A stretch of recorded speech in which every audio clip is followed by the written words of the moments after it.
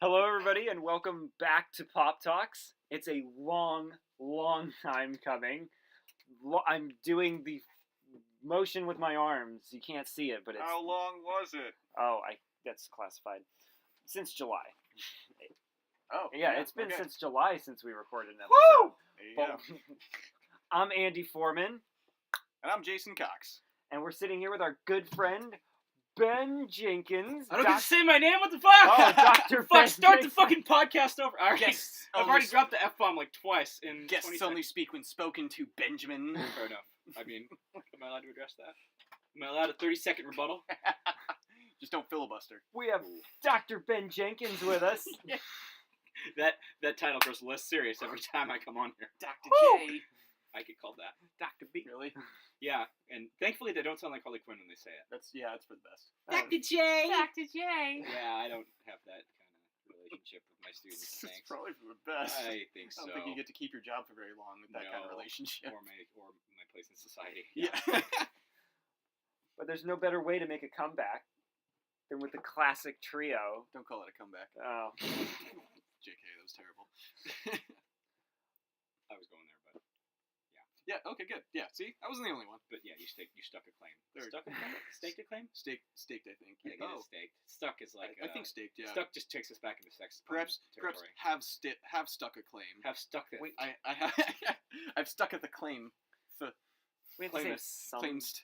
some sex jokes for the rest of this episode. We can't blow our wad this Yeah, early. He's picking up on the arrested puns. Yes. When we get back to Sophie Turner territory, I'll have Yeah. all the sex puns that we need.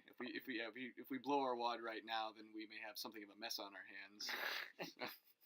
Well, we've just figured if we blew ourselves nice and early. Yeah, right. You know. Well, hell. But speaking of Sophie Turner, you've already kind of teased our subject for today. We're talking about the X-Men movies. Snicked. Yes, Bam. the entire run of X-Men movies. Snicked is like the nerd equivalent to Schwing. I Yeah. always like Banff a little bit more Banff is good. because Banff. that has actually become a thing now. That means something. Oh in yeah, nerd culture. right. Well, My Stars and Garters is pretty good. Oh yes, it is. That's a good one. But we have two movies before we get to that. Yeah. I guess we're just going to start at the beginning. I mean, unless we want to start with the Generation X made-for-TV movie that was on Fox in like '94 or whatever. I haven't seen it. I'm sure that I saw it. I couldn't tell you two things about it. I can tell you one thing about it. White Queen's in it. That's all I know. White Queen. Okay. Emma Frost. Yeah, Emma Frost. In- Banshee was in it too. I think they're like the headmasters of whatever fucking version of the Xavier School they've got. You know, Does it's a she low. Jubilee was in it. Does she wear the lingerie and the bustier though? No. Okay, then why the fuck are we talking about Exactly. Yeah.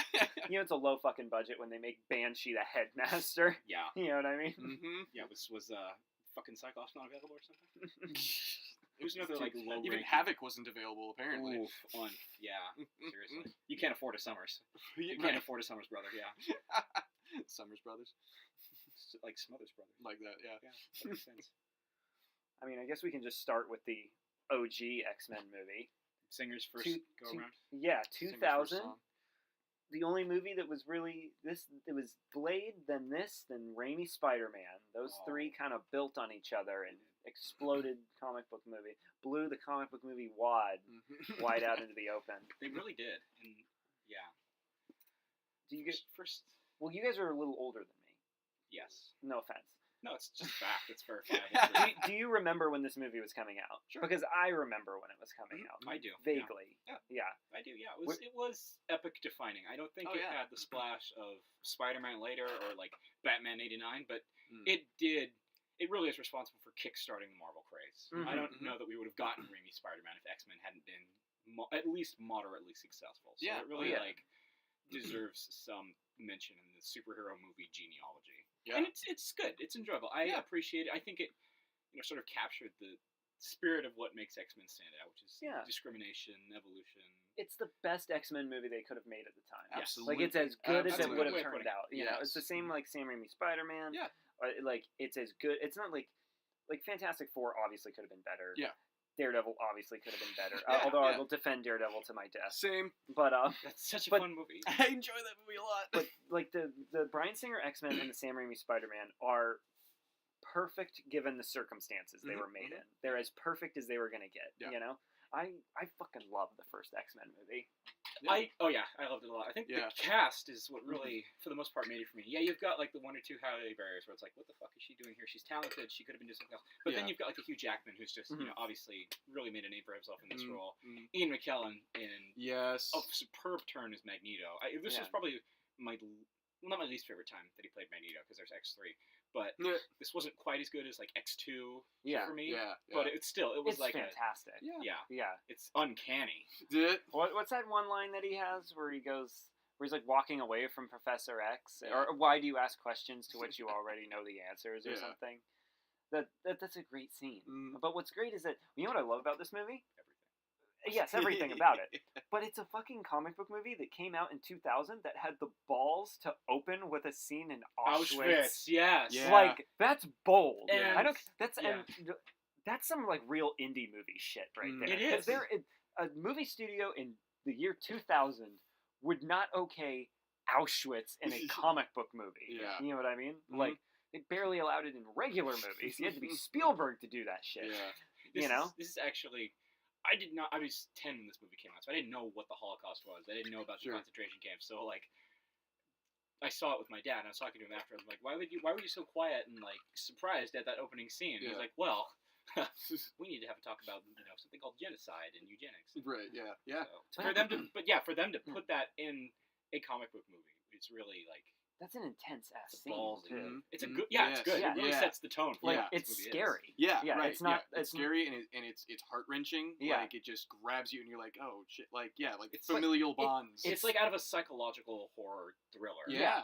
And like I said, it has a very indie movie vibe to it. But what I love is it's the perfect way of blending comic book with realism because there's no one is laughing when it takes 9 Nazis to pull him away from the fence because you're just staring at it and you're like, Jesus Christ. You're like, that's fucking amazing. Like, that's some amazing filmmaking. Am I in the right fucking auditorium here? Yeah, exactly. That I walk in on.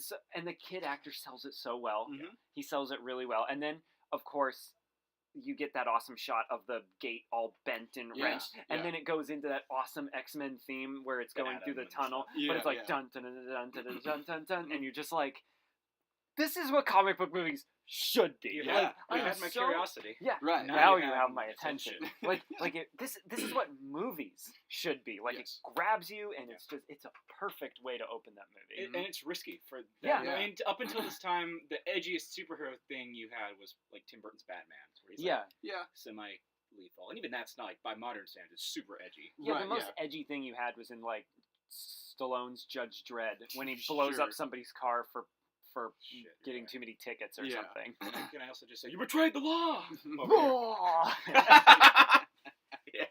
And that's why we're the perfect trio for this to do show. this. Yeah. Who else would? I mean, I'm sure a lot of people listening would be able to drop that reference. But who could do the impressions so well?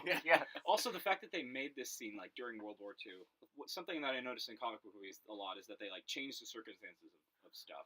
Like Nick Fury, for instance, is not a World War II vet. Didn't fight in Vietnam, so they could have done something similar with Magneto. Like put him in some other like tragic historical circumstance. He was in the Gulf War or something. Yeah, and he got PTSD from seeing children get or killed or whatever. He was like a refugee from Bosnia, Kosovo, something like that. Even something like that. But they didn't update it, which is nice. Yeah, partly because Americans don't give a shit about Kosovos in the 1990s. I'm sorry.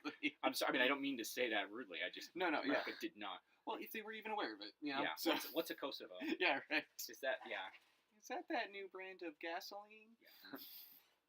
But no, it's a perfect way to open your movie. And then another scene that I love in it is, it goes right into, I think, Rogue with her. It's like that's the very next scene. Yes. Yeah. Is Rogue like making out with her boyfriend, and then him having like basically going into a coma. Yeah. Like it opens like a horror movie almost. Like, it opens like 2 horror movies. But it's very serious. Yes. Like it's not laughing at these characters, which is nice. You know what I mean? Like there's no joke of like.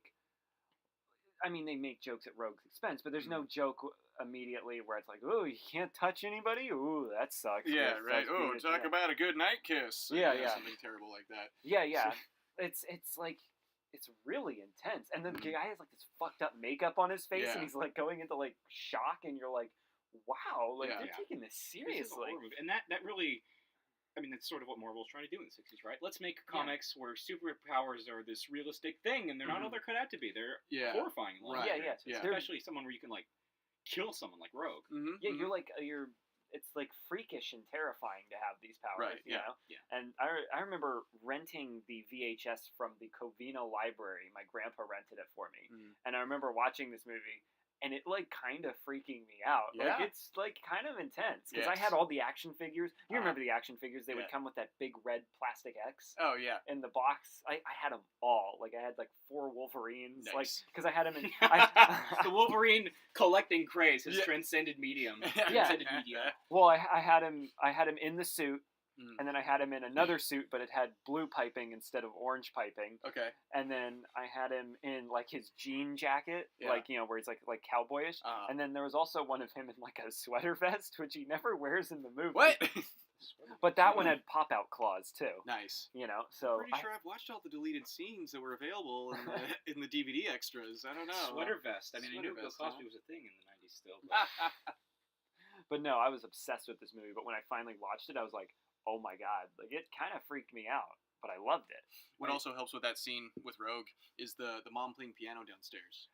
Oh yeah. Like she's doing okay, but she's clearly like learning a new piece, or she's like just taking lessons, and this is her thing to practice, and she keeps like fucking it up. Yeah. And then like she starts hearing screams, and then it like abruptly stops. Yeah, yeah. And you can hear her like running upstairs, and that the lady that they cast for it is just a very convincing like everyday mom. It's not like you don't have a Famke Janssen type running upstairs. Oh, hello, darling.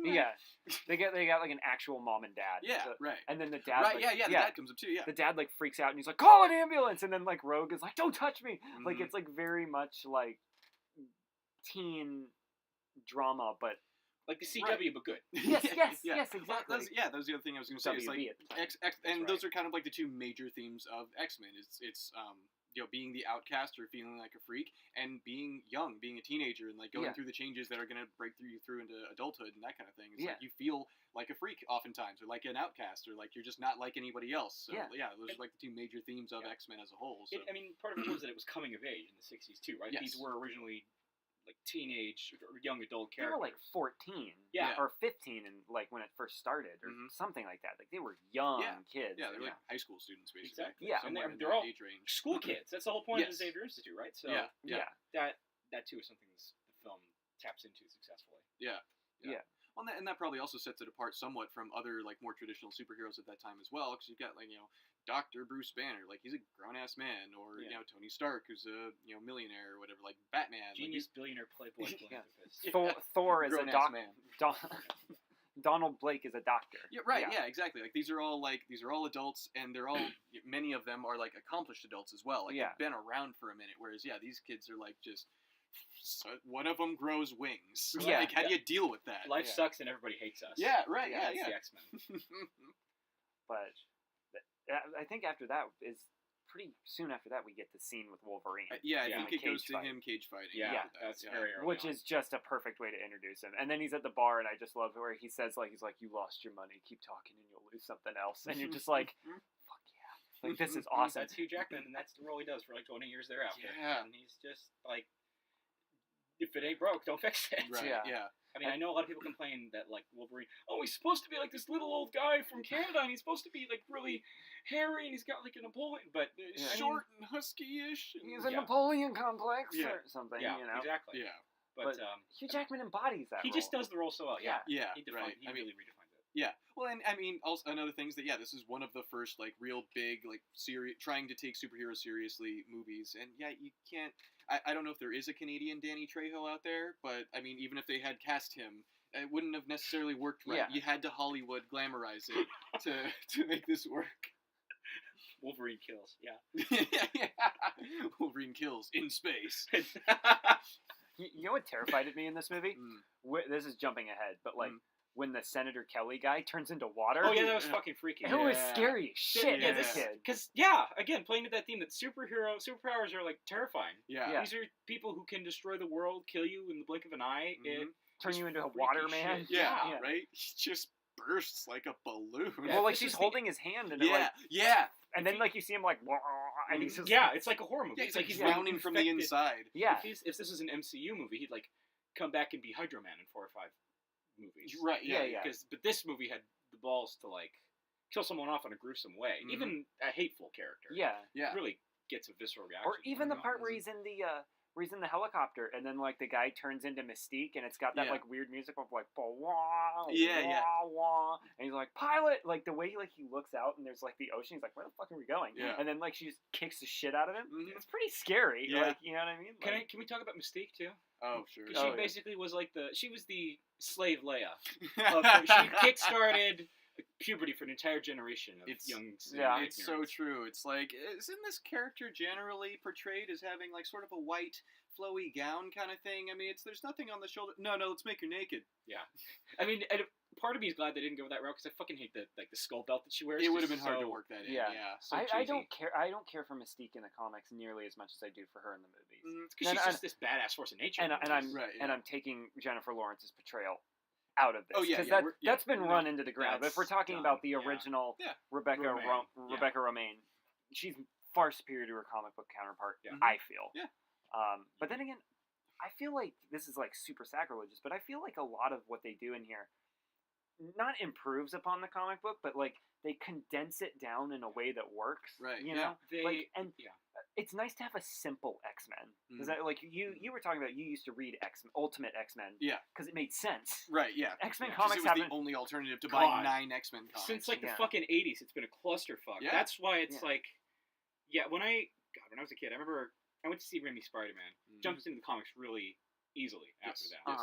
Same with Superman. You see the Donner movies? Yeah. These are reasonably, I mean, notwithstanding DC's various reboots, the core of the character, you can get 2 books and, like, know the story. Yes. You need a fucking PhD in, medieval history to make any sense of X-Men. Like, all the family relations, all the continuity changes and shit. It's just clusterfuck. And I get that part of that is, like, sales. Sure. Oh, yeah. Absolutely. Back in the day. I don't know how X-Men sells today, but I know back in the 80s they were, like, top of marbles. Totally, yeah. And that's why they've tried to adapt that model to various other titles. Like, how many Hulk books do you think we could put out? Let's try 4. How many modern Iron Man books will the market support? Exactly, yeah. And they don't do it as often anymore, but yeah, they definitely do it as often as possible. I mean, I've always said the X-Men, you could make a full comic book universe just out of the X-Men property, which is what Fox was doing, you know. But and also they're at a point when the X-Men are riding really high, not just in comics. You've got the '90s cartoon that's still pretty fresh in people's memories. Yeah, it was beloved. But they basically made like a perfect movie. Like it's really good. My Mm-hmm. favorite part is when they lift Wolverine up onto they use their powers to lift Wolverine up, and they have that awesome score going, and then like he jumps down, you know, where on the Statue of Liberty, and it's spinning around. Right. And then I just love, like, it's so dramatic, but it works, and it's got that awesome. I think it's John Ottman.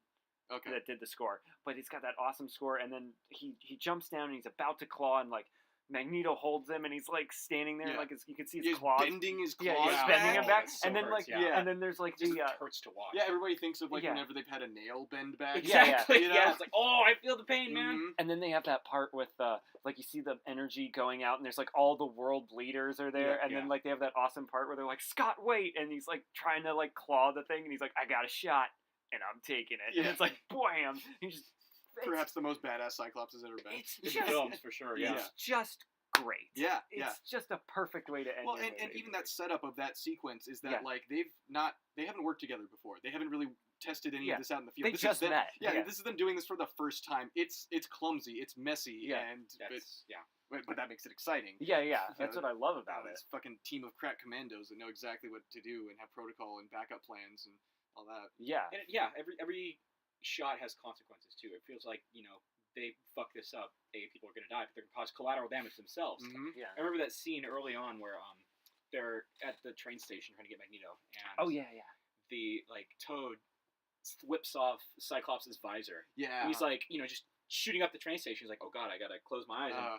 I'm basically useless in this entire situation because I've been taken out of commission. So it's like, again, underscoring that theme that having superpowers is difficult. It's not just an answer to all your problems. Right, exactly. Everyone's like, oh man, if I had all these powers, my life would be perfect. Well, no, it probably wouldn't, man. It'd be probably a lot worse than it is now. And then the perfect ending of them playing chess, and he's like, I pity anybody who comes to that school looking for trouble. And then he like gets wheeled out, and then Magneto flips the chess piece, and there's just a little bit of metal, and you get that theme song starting, and then you see that he's in a fucking plastic Bubble. cube. Yeah, that's amazing. Isn't that amazing? Like, it's just and you don't laugh at it either. Right? Yeah, like, exactly. This is great. Yeah, it's not laughable. Unlike X-Men 3, where they're using fucking plastic guns to shoot at Magneto. He's like, oh, plastic, I can't stop the bullets. Yeah, I don't have a problem with the plastic guns. I mean, that's what they would do. You're right, Yeah. but I mean, I don't know, plastic. We're jumping ahead. Yeah, you're right. Yeah. Let's move on to X2.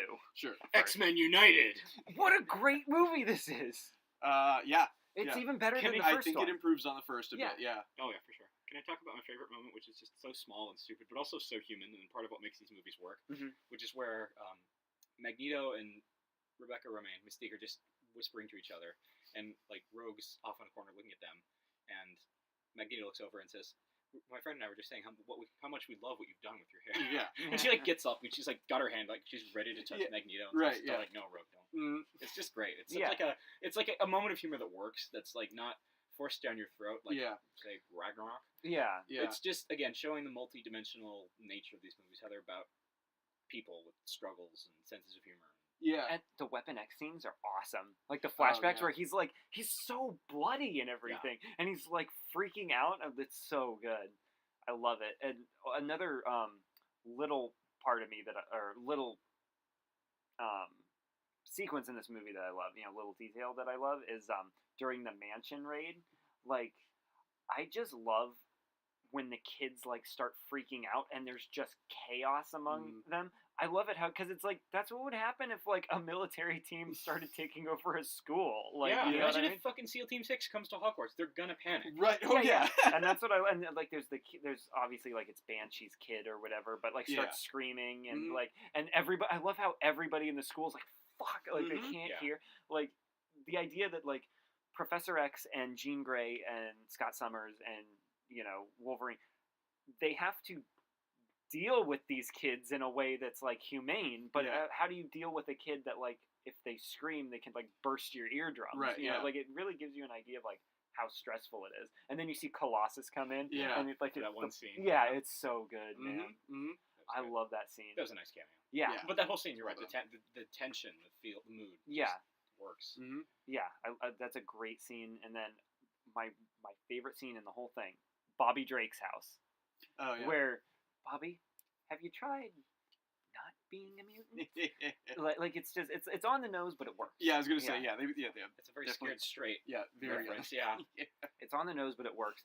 And then they have the cops show up, and I love the part where they are like, put the knives down, and he's like, I can't. And then they just shoot him in the fucking head. Yeah. And then they have that awesome scene where the bullet pops out of his head, and there's just a little bit of blood, and you're like, mutant lives matter. You're like, I'm sold on this entire franchise. Like, this is amazing. This movie grabs you right at the very beginning. That scene in the White House. That's what I was going to say. That's my all-time favorite. Sorry. That's fantastic. It's my favorite scene from that movie. Talk about, so many people in the first movie were like, oh, why didn't you include X? Where's Colossus? Where's Nightcrawler? And then they, like, get held back and put into this one. Yeah. And it's so worth the wait. Yep. Yeah. And then at the end, when he, like, drops the knife, and then, like, the camera turns and it says, like, mutant freedom now or something. Like, it feels real enough. Oh yeah. You know what I mean? Like, I love the realism of these movies. And I'll just say this, like, these movies are better than 90% of the MCU. These first two. Sure. Yeah, these first two movies are better than, and some of the later ones too. I would say, like, Logan is certainly better than anything in the MCU. Even Days of Future Past, I think, like, better than Avengers, better than most of. These are, even though they're huge blockbusters, I feel like the X-Men movies are, like, kind of the underdog comic book movies. Yeah. Where it's like it's like the little comic book franchise that could, where it's just like, well, we're not. I mean, they were building a cinematic universe, but it's not like, well, we're not going to take 6 movies to set up, but we're going to drop X-Men Days of Future Past, and it's going to be fucking awesome. Yeah. You know what I mean? Yeah. And they're not going to, like, give every character a spin-off movie. They, like, everything that comes out is meaningful. Yeah. Yeah, right. Yeah, for the most part. Well, it's all meaningful. Whether or not it's good is the real debate. Right. But for X2, X1, definitely really enjoyable movies. Yeah, really those are great. Put together. And even that opening scene where Nightcrawler's busting into the fucking White House, that relates back to pretty early on in the movie when Senator Kelly and Jean Grey is there representing mutants or whatever, and he's like, oh, there's a girl here with the power to walk through walls. What's to stop her from walking into a bank vault or the White House? Or their houses, you know, and, like, boom, second movie, opening scene, a mutant breaks into the White House and tries to kill the president. Yeah, like, there's some continuity there, and it's building on itself. Yeah. So yeah, they definitely had more direction, I think. You know what's oh, sorry. No, so keep going. You know, it's a great moment in this movie when they have him with Stryker's son, and then it just cuts to the scene of Professor X standing, and he's like looking around, and then he's like, "Stop it!" Like, damn it, Wesley! Yeah, it's so good. Yeah, it's so Jason, stop it!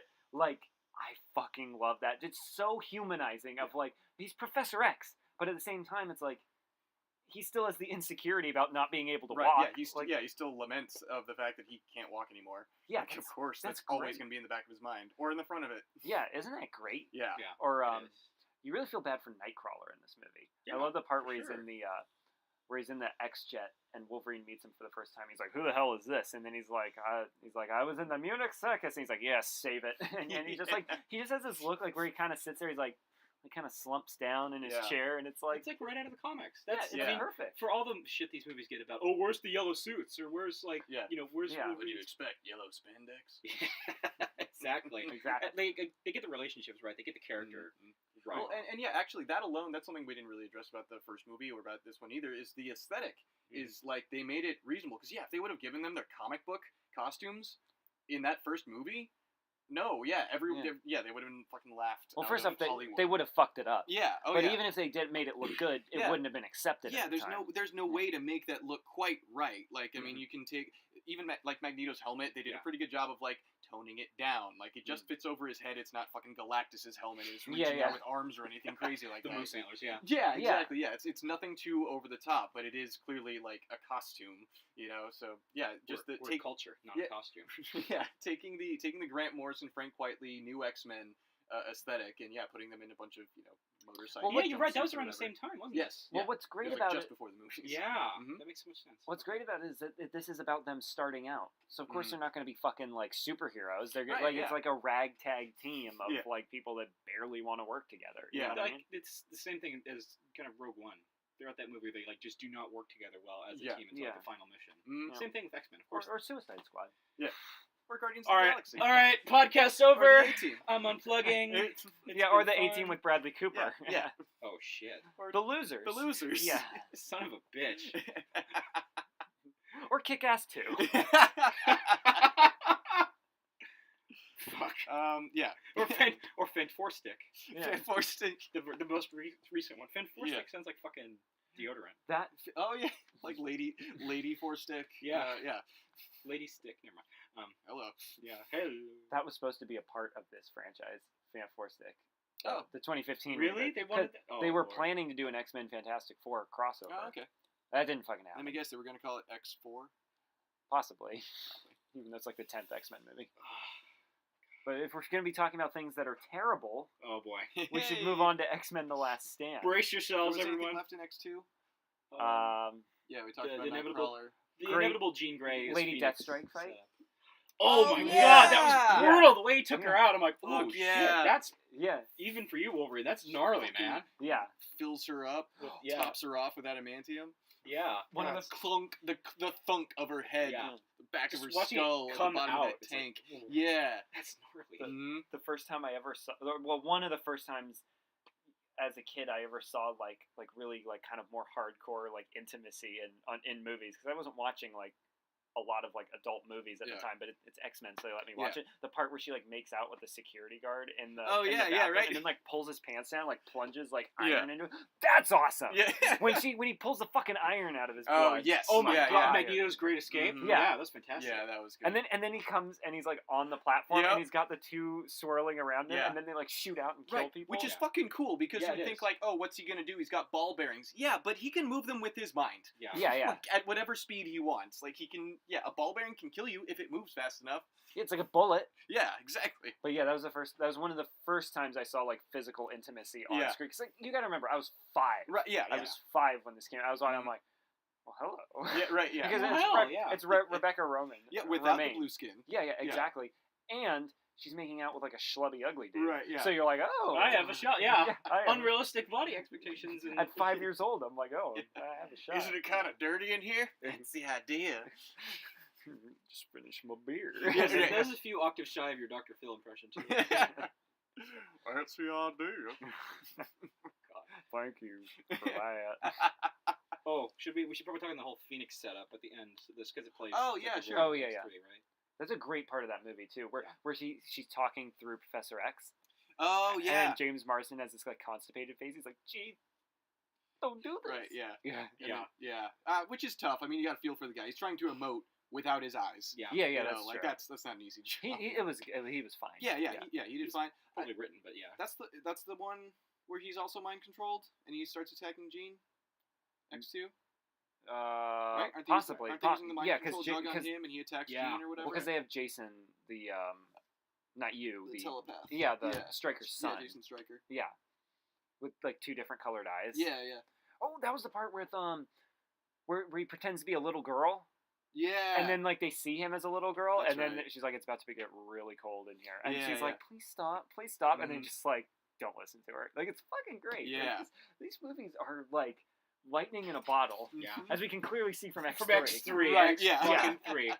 For all the shit this movie gets, at least it gave us Kelsey Grammer as Beast, which is That's nice. true. Yeah. I don't hate this movie the way everyone does. I don't either. It's like the it's- Spider-Man 3 of the X-Men. Yeah. It's not just because It has enough things going for it that you can still love it. Yeah. It's And you can enjoy perfectly yourself. Yeah. serviceable. Mhm, Like it's fine. It's not great. It did service me, but it wasn't the best service. Mhm. Yeah. It's 4 stars. The more, well, like 7 out of 10. Okay. Yeah. Yeah. It really does. The more I think about it, like land the same area Spider-Man 3 lands in. Yeah. Where it's like Or you have like this the- good first movie, an amazing second act, Yeah. and then of course anything after that is going to be a net. Right. letdown Yeah. inevitably. How are you going to top this? You know. You can't. Yeah. Yeah, it's just You're gonna get fucking Vinnie Jones as the Juggernaut. That's you're gonna fucking Yeah. top it, okay? Right. Yeah. Don't you know who I am? Yeah. I'm the Juggernaut, bitch. God damn it. Everyone, So perfect. like the meme had already become a thing, Right. with that, Yeah. so everyone in my audience knew that and was like Mhm. fucking laughing. I'm the Juggernaut, bitch. That was amazing, Yeah. just amazing. Yeah. Well played. But overall, this movie, It's not. Yeah. It's not. it's not bad. It's just Well, I mean, I'd say it's bad, but I'd say not it's- necessarily. It's bad, but it's not unlovable. It's It's, not not unwatchable, yeah. unlikable. It's yeah. like 2 out of 5 stars. Sure. Yeah. It's like one of those ones where if it's on FX on Sunday Mm-hmm. and I'm not doing anything, Right. fine. Yeah. fine. This is background noise for while I like. Totally. I Yeah. need Sean Phillips and Watch Edward porn. Baker. Mm-hmm. Yeah, for his background noise for while I watch porn. What? My stars and garters. Emphasis my on stars. garters. There is a. I mean, it's fucking dumb that he moves the Golden Gate Bridge. For what? Yeah. You know what I mean? Because this is the third installment, they can afford a bigger budget. Yeah. I guess right. that's true. I mean, Although it does give us naked Rebecca Romaine, like without the blue suit, for one scene where she loses Oh, her yeah. powers. So Talk Oh, that's about- right. Yeah. talk about jump starting puberty for me. Because Mhm. remember, I was like, 10, not even 10. no, I was 9 when this Mm, movie came yeah. out. So I was like, holy shit. 99999.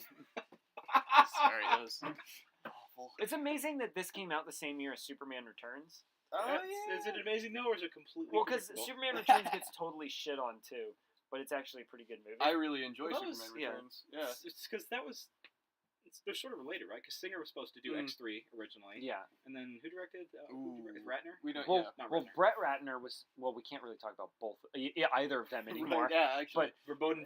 Podcast shut down. Yeah, If right. you can hear the boots on the ground right now, that's the FBI walking in. On us. Yeah. Now I have to edit this finally. God damn it. But no, Brett Ratner was originally supposed to do Superman Flyby, which was he took over. That was the reboot of Superman that was going on in like the early 2000s. Okay. So that was like 2003, 2004-ish. J.J. Abrams was supposed to do that. He left. I think like McGee took over, Oh. and I think McGee left, and I think Brett Ratner took over. Yeah, because he wanted to do Superman full throttle, and everybody's like, "What?" Oh man. No, we could do he- a whole podcast. he didn't on, like, do comic it- book movies that didn't get made. Oh man, yeah. Oh, that's when Yeah. Richard Franklin comes on, Yeah. and it's all 4 of us. Yeah. Let's Wait. talk about the potential Nick Cage Yeah. Superman movie, ladies and gentlemen. God damn it, Let's- Rich. But anyway, no. So Brett Ratner was supposed to do Superman Flyby.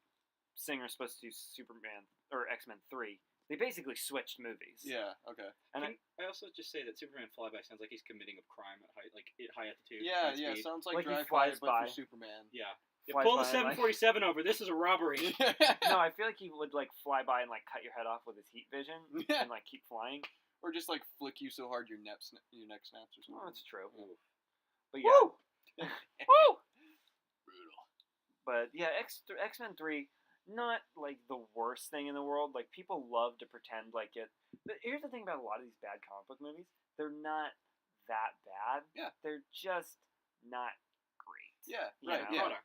Yeah. They're here to keep the franchise alive until they can make the next product. Yeah. Mm-hmm. It's okay. Yeah, it's totally fine. The house fight's pretty cool, where the house is like lifting up, and then I just love there's this part where Wolverine is fighting the Juggernaut, and he's like on the ground, and the Juggernaut picks him up. It's one shot, throws him through the ceiling, and then you see him come through the ceiling in the other room, and fall, and then the Juggernaut runs up and kicks him, and he like flies up into the side of not through the window, but like the side of the window frame, and like hits it and falls through it. I'm like, that's kind of cool. There's weight to that. Yeah. You can feel. Yeah. And when Charles dies, it's stupid, but I do love the part where. I do love that little shot of Magneto going like Charles, like he doesn't want him to die. Right? Yeah. You know? Yeah. They have a complicated relationship. Yeah. It's complicated. Relationship status complicated. Yeah. But he gets a lot of shit, rightfully so. But I liked Vinnie Jones as Juggernaut. He's having a good time here. Totally. This is what you could expect, really. I mean, they cast him. Yeah. he's just working with what he was given. Yeah. Exactly. If we can take The Rock seriously as an actor, we can put our imagination goggles on for 5 minutes and. Well, I had already seen Vinnie Jones in Gone in 60 Seconds, and I guess by then I'd probably seen Lock, Stock, and Two Smoking Barrels, and seen Snatch also. Yeah, I think he was in both of those. It's funny, just brilliant. Yeah, he's great. I don't know if it was last year, a couple of years ago. He was in Gallivant. Was ABC. he? He was. Oh, great. Oh, he was great. He was fantastic. Nice. Loved him on that. It was great. Which Gallivant's just fun. Yeah. But Vinnie Jones makes everything better. Really. You let me out of here. I need to pee. I mean, have we said everything about X-Men 3? It's such a forgettable movie. I think, it really is. I mean, it's I don't remember enough of it to talk much more. The part that sticks out to me the most is like the Golden Gate Bridge pickup and fight scene right after that. And Kelsey Grammer. Kelsey Grammer's Beast is awesome. Yeah. Kelsey Grammer's Beast is awesome. I really want to make a comment about Ellen Page's Kitty, but I feel like there wasn't really much for her to do. Like they didn't give her much in that. Get outed on the set by fucking Brett Ratner. Right. Yeah. Exactly. Yeah. Nothing really great came of that for her, unfortunately. But yeah, she did a good job. I'm assuming because she's good. And then 2 short years later, Juno came out. Yeah. So she bounced back really fast. I love Juno. It's just a great movie. It's fantastic film. So fun. Great cast. So much made up teenager jargon and slang and stuff. Holy shit! It has George Michael and Michael Bluth in it. Yep. Oh my god, Jason Bateman. I don't think they have a scene together. They don't. Yeah. They must. I'm sure they hobnobbed on set. They're like, "Hey son, how you doing? Yeah, right. I love you, minus."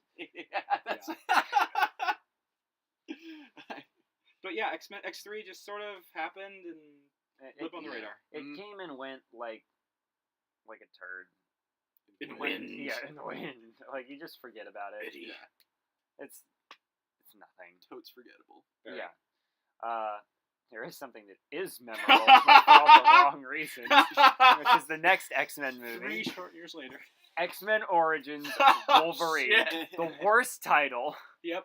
The worst everything. The worst. One of the worst comic book movies. Like this one's offensively bad, but it's so fucking funny. Yeah. You know what I mean? Right. Exactly. It's so funny. It's bad enough to swing back around Batman and Robin style. Yes. You know. Dude, just be like, this is so bad, I can't stop laughing. Can we just say the special effects are awful in it? Like it looks like bad. Who Framed Roger Rabbit, his claws, and then the part where Gambit is on the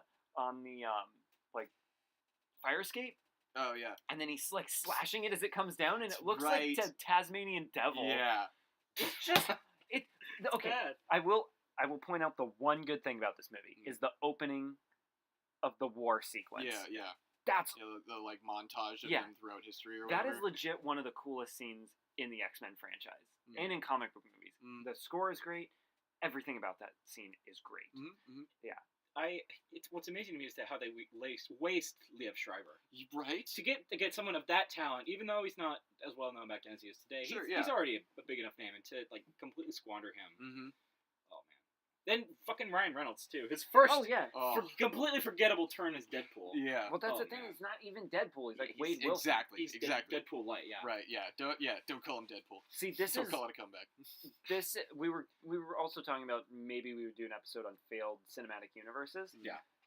We have to include X-Men Origins Wolverine in that because this killed whatever plans they had for the X-Men franchise. Because Yeah. they were going to do a Yeah. Deadpool movie, a Magneto spinoff. Mm. Like they were, And we had to get very modified for. I mean, we still have a Magneto sort of Prequel. movie. Yeah, but we obviously have Deadpool, but that got tabled for like fucking 7 years after. Yeah. yeah. You're absolutely right, though. The plans that they had just totally derailed. Yeah, I mean, even the visual aesthetic of the movies completely shifted after this. Mm-hmm. You know, yeah. like it just like the movies look different after this too. Like it doesn't have that like super clean singer look of you know. This is the last of the original series. I like to say. Even though it's all in canon, this is the end. I agree. I feel like it was that engine was running on fumes. At that point. First class really was like a soft reboot.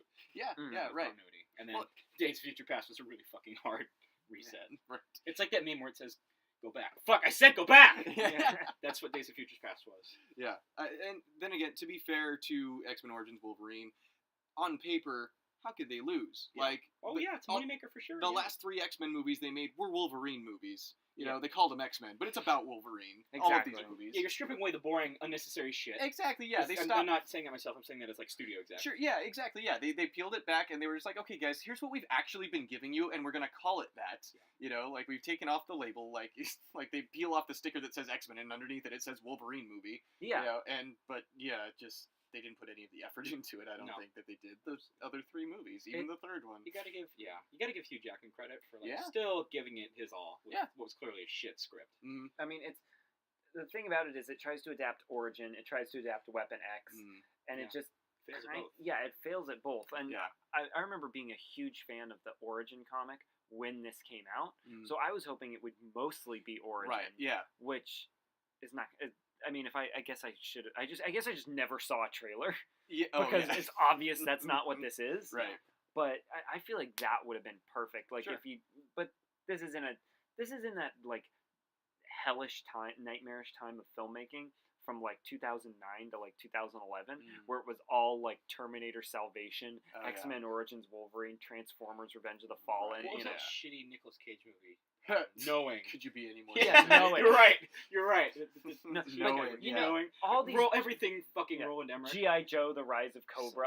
All these fucking just awful blockbusters that were coming out. It was right. It falls right into that category. Yeah. So, like, if they had any, if this was made now, they made Logan, so that's what this would be if it was made now. But if they were doing this story now, they would do it like completely set in the Old West. Probably, yeah. And they would have it just be Origin, and they would have Hugh Jackman's completely different because he's all innocent in this one, and he's learning about his powers, and it's just bone claws. Right. You know? In the same way that you do Captain America: The First Avenger, mostly in the 40s. Yeah. You do a Wolverine origin movie.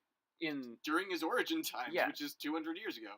Yeah, and they didn't have the benefit of knowing that, like, a Captain America movie set in the period piece, a superhero period piece would work. Right. Yes. Wonder Woman had that benefit of that hindsight in 2017. But Wolverine, I guess Fox just wasn't ballsy enough to do it. Yeah, or maybe they were just worried that, like, I don't know, if they were willing to do it and have it be a period piece, that'd be one thing. But they probably were just like, but we also need to have them have like the metal claws and the recognizable like uniform and maybe interact with a few X-Men here and there. Because they want to sell toys. Yeah. Right. Well, Exactly. I was about to bring up. This is the last X-Men movie that I remember having toys being sold in like Target and Walmart. Yeah. You know what I mean? This was the last X-Men movie that I feel was really marketed to children. Mm-hmm. I mean, the first 2 are very much like adults can watch them and everything. Yeah. But like they were this big superhero brand of like we got to sell the toys, we got to sell the merchandise, we got to sell. And I'm sure it has something to do with the Marvel Disney deal too. But I'm just saying, like, once this happened, First Class, the Wolverine, you don't see a lot of like advertising aimed at like the kid market for those movies anymore. They were just like, fuck it, it's all like our main audience is like comic book readers that are like 12 and up anyway. Exactly. So like, why are we marketing to like 9-year-olds when they're more interested in Iron Man anyway? Right, you know what I mean? Even though it's a prequel, X-Men Origins Wolverine also really draws pretty heavily on the fact that you know a lot about the movie version of Wolverine, that you've seen the first X movie, so it assumes that the audience is at least like 15 or 16 years old. Yeah. Well, so they're clearly marketing it toward that older crowd. Mm-hmm. And I think the whole X-Men franchise is just sort of aged that way. Yeah. Well, I mean, it's the only franchise that's still going from that era. now. Not anymore. Yeah, not anymore. But right. it's the only franchise that's still going from that era. Exactly. Like that's true. I feel like if Sam Raimi's Spider-Man had kept going, it would have gone on until at least like 2015, 2016. Like if they had made Spider-Man 4 and it was better than Spider-Man 3, I feel like they just would have kept going and going and going. Oh yeah. You know what I mean? What could have been? What could have been if they'd gotten the Vulture, because Michael Keaton is the Vulture. No, John Malkovich. John Malkovich, which is even fucking better. Yeah. Sorry. I mean, my Vulture's confused. You're right. They were thinking. Well, it was either Ben Kingsley or John Malkovich. Oh, and Dylan Baker was going to become the Lizard. I mean, they've been setting that up for years. Yeah, for like all of the movies. Yeah, exactly. But we're not here to talk about Spider-Man. Yeah, someday. Or movies that didn't get made. Yeah, that's true. But we will. You know, the worst part of this movie, I think, is everybody complains about the Deadpool, what they did to him, how they gave him all. It's so fucking stupid. Like it's such a terrible design. Yeah. But the part where they're fighting, and then it just hard cuts to Wolverine climbing up the nuclear tower. Oh, yeah. Like he's just climbing up there, and Deadpool's just watching him, and then he gets up. He's like, "Let's see you dance up here," and he just teleports up there. I'm like, "What the fuck is this?" They killed him right. 5 Ways to Sunday. Come on. No, but I'm like, what is this? Yeah. He's gonna climb up like a skyscraper sized structure. This is the dumbest shit I have ever seen. I hate that movie. It's real bad. It's really bad. Also, just trying to use 3 Mile Island as a backdrop. This started the whole X-Men trend of like, let's work it into contemporary American history. Sometimes it works, like the whole JFK assassination in Days of Future Past. Sometimes it doesn't, and it just doesn't here. Yeah, I like the idea of 3 Mile Island being in. The idea. I like the idea, but this isn't executed well. Right. Yeah, and that's the kind of cool thing that like. You tell your friends and like films go, oh, if I was gonna do, what if mutants cost 3 Mile Island all this other disaster throughout U.S. history, and it's just like a fun thing to say, but then you try to make the film revolve around that, and it turns into fucking Ryan Reynolds with his mouth sewn shut, and you rob him of his most valuable asset. Yeah, and I'm not even like the biggest Deadpool fan. Like I'm not like super offended that like they would change Deadpool around. It's just it's so fucking stupid. Yeah, right. Is the thing. If you're gonna change him for the better, or something, that's fine. Yeah. This again a failed spinoff that was gonna happen. Taylor Kitsch's Gambit. They were pushing him hard in the marketing because Gambit is Deadpool's like a marketable character, but he wasn't at this time nearly as much. I feel like people have always thought of as Gambit as like the next best solo X-Men character. You know what I mean? Like it goes. It doesn't make any fucking sense. No, it at all. I mean, you can't sell toys. He's not enough of a character to latch onto. Yeah, for most audiences. He's not that interesting. No, he doesn't have any good solo comics. I mean, I'm sure there are some, but I don't think so. Though. I mean, I'm sure Marvel's done some mini-series or something that was fine. They probably done stuff that was fine, but nothing that stands out like. I don't know, Origin. Or he's not the fucking. He's just another '90s bad boy. Right. If we draw like equivalency of, this would be like in the Batman universe. Kind of. I was about to compare it to Batman Beyond, but that actually has something going. Batman Beyond's kind of cool. I'm just saying nobody has gotten Batman. Yeah. Nobody's gotten Batman. Years. Yeah, they're Shway. Yeah. Yes. So Shway. Nobody's gotten Batman Beyond right past the cartoon though. You know what I mean? Yeah. Like I'm just saying, like the comics are still going, so they should do right. But I'm just saying, like nobody's really perfected it. But I'm trying to think of like a Batman character that you can draw, like I guess like Azrael or something. Yeah, sure. Yeah. Like just something that like nobody cares about. Yeah, exactly. Even Azrael's bad boy. Yeah, but even he was created to be like to show like this new idea of hardcore edgy heroism is fucking stupid. Yeah. Right. You know, Bob Kane, Bill Finger did it right. It'd be like doing a cyborg Superman. Okay. Yeah. I mean, I guess that's a little different because he's more of a villain. Oh, he's totally. I mean, he commits fucking genocide in the first stories. He's a straight up villain. But like, but '90s Superboy or like the Eradicator version of Superboy. Yeah, or even like Steel. Sure. I like Steel, but it's just like Steel's great. But it's just taking these characters that it's like, why are you pushing them so hard? Right. You know, like that's the thing is you have to let a character grow in like Deathstroke. Deathstroke grew into his popularity. Oh, absolutely. Yeah, that's a perfect example. He spent like fucking 20 years as a Teen Titans villain before they like start putting him in Batman video games and get Manu Bennett to play him on Arrow. Yeah, and the fact that like he was pitted against a group of children, you know, like anybody really think about that? It's like, oh yeah, he seems real tough. He loses in fights against a group of kids. Yeah, like that's fucking embarrassing. But yeah, now he's grown into the popularity and they made him more badass. I think the thing about Gambit is that he's deceptively likable in a group. So people always think like, oh man, my favorite thing about X-Men, Gambit. Like he's so like suave and he's all like cunning and a con man and like that kind of thing. He's great with the ladies and that kind of thing. Well, yeah, that works when he's in a group of like 6 other characters and he stands out a little bit or like has a clever line. But if you pull away everything else and it's just him, there's not enough there. That's the sad thing about X-Men is that I feel like a lot of them are one-note characters. Absolutely. That work well in team settings, which is why Wolverine just sucks so badly because he's not, as much as I love Hugh Jackman in this role, the character's not interesting enough to carry his own film just with his backstory. Right, yeah. You have to put him in like a totally new situation to like I mean, I think again, if we had gone with like a Western full-on origin. Now you're getting ahead of yourself. No, but I'm talking about Wolverine movie. If they did the period piece origin, like the Paul Jenkins Wolverine fully works as a solo character. Yeah, like I'll totally admit that, and Deadpool does as well, only because it's like kind of unique. Gambit, there's no character like any character can fill a 6-issue miniseries on their own or a 2-hour movie on their own. But the idea that you're gonna like Gambit is gonna take over as the face of the X-Men franchise or something. Right. You know what I mean? What you do with Gambit is you make a $55 million movie and you set it in New Orleans and you make it a heist movie or you make it a crime thriller or you know what I mean? Maybe throw in a little bit of like voodoo or something. And you have him fight on a riverboat for his scene. Yeah, totally. Yeah.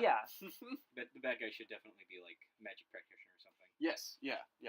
Maybe he calls some buddies that are like Civil War reenactors or something like I don't know. Yeah. Put some clever social commentary in. Yeah.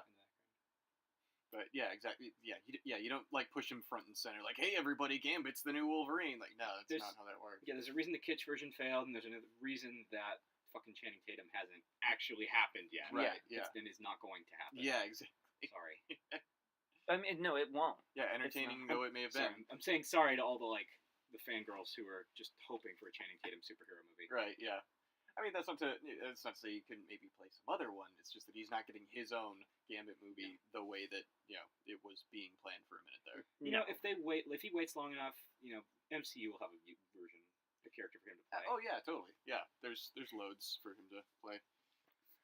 Maybe we get fucking Jude Law to play Mar-Vell. Yeah. Let's see, who could you play? Let's see, shave his head, make him Absorbing Man. In a Spider-Man movie, maybe? Well, didn't they do Absorbing Man on Agents of S.H.I.E.L.D. already? Yeah. Oh, did they? So, yes, that's fucking ruined. Okay. Everything Agents of S.H.I.E.L.D. touches just down the shit. Yeah. Sorry. I mean, Ghost Rider was okay. Ghost Rider was okay. Yeah. I was actually okay with Absorbing Man, but he was definitely more of a plot device than a character. Yeah. Well, I mean, I don't fucking. I mean, that show was a device. Yeah. And I don't pay attention. I don't pay attention to the plot of that show. Right, so if he's a plot device, I'm not gonna fucking know anything about it. Yeah. Right. I'm sure if there was a plot, you'd be able to detect it. But do you guys want to move on to First Class? God, please, yeah. I fucking love First Class. That's the example of a period movie that works. Yeah. And the fact that this came out the same year as Captain America: The First Avenger. Oh yeah. Like, good year for superhero period movies. Like that actually did something different enough to get you, thinking that hey, maybe this wasn't a waste of 2 hours and $10. Well, it looks different. Visually, it looks different. It doesn't look like dog shit the way Origins did. Yeah. It's brighter. Maybe it's the yellow costumes, which was a nice little nod to the history. Yeah, it works because it's the '60s. Yeah. And they recreate the Auschwitz scene again, and then they kind of expand upon it. I like that. And the fact that they did that shows they really intended this to be like a homecoming. We're going back to the roots that made the second movie work so well. We're trying to get rid of the frou-frou crap that 3 and Wolverines got dragged down by. Yeah. It's a good movie. I really enjoy it. Kevin Bacon is even pretty. Oh my god, Kevin Bacon is so fun. He chews the scenery. The guy he does. The guy who really steals it for me, I think, for a lot of people, is Fassbender as. Eric as Magneto. Well, I mean, broke out for sure. Has there been more perfect prequel casting than Michael Fassbender and James McAvoy as young Xavier? Ewan McGregor. Okay, well yes, you got me there. Hello there. It's over, Andy. I have the high ground. That's true. The moral high ground. I mean, I guess if we're I see what you're saying. I guess if we're really getting pretentious, you can go into Godfather Part 2 territory or something. Ooh, but there we go. Yeah, but you get my point. Godfather will never be pretentious. Don't worry. You get my point, though. But I do. You're right. The casting for this movie is really strong. It's just all around the board, except Except Jennifer Lawrence. Oh, okay. She's not bad in this one. Yes, this is definitely her best turn as Mystique. She gets clearly progressively less interested the more the franchise goes on. Right. Mm-hmm. Yeah. That's all it is that she's just not trying anymore. Well, even the makeup looks worse. Yes. As it goes on, because it's like, well, we need to get the full bodysuit on, right? Because that way Miss Lawrence isn't going to be in the chair for as long. You know what I mean? Rebecca Romaine, who's like used to being in the chair that long because she's actually a model. So. Right. It's. This movie is it's great, and they have the awesome. It starts the trend of every X-Men movie having the word "fuck" in it. Yeah, which I love. Go fuck yourself. Yeah. Magneto. What's his name? Wolverine. Yeah. Yeah. That was great. What a great little. Again, a wise way to use your single F word in a PG-13 movie. Yeah, it's funny. Or what about the part where he puts the fucking coin through his head? That is literally my favorite scene in that movie. Yeah. I'm going to kill you with this. First it's ball bearings, now it's coins. Right, We'll kill you in small But also, I love how it like flashes back and forth, and like Professor X is like screaming because presumably he can feel it going through. Presumably he can feel it, and then like it goes back and he's like all silent, and the movie's playing. Yeah, dun, dun, yeah, and then like it just comes out the back of his head with that little bit of like red on it, and you're just like, oh. That goes back to that trend of the early X movies, like really gruesome deaths, physical violence against the human body. Yeah, like just like really like disturbing shit. Yeah, that like what a way to go. Yeah, what an awful death. I love that Kevin Bacon is basically a fucking Bond villain here. Surrounded by women, he's got the fucking crazy submarine and all kinds of weird shit. It's a James Bond movie. Yeah, right. It is. Yeah. James McAvoy should be the next James Bond by this logic. Or Michael Fassbender. Oh yeah. Yeah. He'd make a good Bond. What about Kevin Bacon? Yeah. No, he's the next. He'll be the villain. He'll be the Blofeld. Yeah. Well, he's rumored to be the next Freddy Krueger. What? That's a real thing. But I think it was just an interview that he said. He's like, yeah, I'd love to play Freddy Krueger. I'm like, yeah, I'm fucking sure everybody would love to play. Yeah, I'm sure you would. I'm sorry, Kevin Bacon, but your sell-by date is passed on the horror icon thing. Yeah, you got killed in Friday the 13th Part 1, so. And it does a good job setting up future movies. First Class does. Yeah. Too. Well, dude, even the trailer for this is awesome. Because the trailer is set to JFK's Cuban Missile Crisis speech. And I'm like, this is really cool. Like, this is really, really dope. I love the part where he lifts the submarine. Yeah. Like, because he lifts the submarine, and they have that awesome music going, and then, like, Beast is, like, piloting the X-Jet, and he, like, has that scene where he, like, looks outside, he's like, what the fuck? Like, it's great. And that's something X-Men, when it's really firing on all cylinders, does well. It takes this shit that we as comic book fans are like acclimated to, puts real people in that setting. It's like, how would you react if you saw something completely outlandish? Yeah. Right. And you get realistic responses out of it that ground you and make you feel, okay, I can sympathize with people who are going through this marvelous stuff. Right. Yeah. It's a fantastic movie. It's really great. Yeah, it was a good way to like bring the X-Men back and make them relevant in a movie in a universe where Avengers is quickly taking over and becoming the. Well, like I said, it's the little franchise that could. Yeah, really. I mean, clearly not. Avengers hadn't come out yet, and it's not making like Iron Man money, but but it's good. It is good. It's a good movie. I think people enjoyed it. They wanted to see more. It was better than anything the Marvel Cinematic Universe had put out until this point. I mean, I would argue maybe Iron Man. Iron Man's good, but I feel like it doesn't quite accomplish what. Well. I feel like my nostalgia for Iron Man will overtake my love of X-Men First Class, but that's just a personal thing. That's fair. It's a very arguable point, though, and that's an accomplishment in and of itself. Yeah. You know. Do we want to move on to the next one? Yeah, I think I'm ready to. Okay, The Wolverine. Yeah. It's one where he goes to Japan. Yes. Yeah. Yeah. It's very forgettable. Yeah.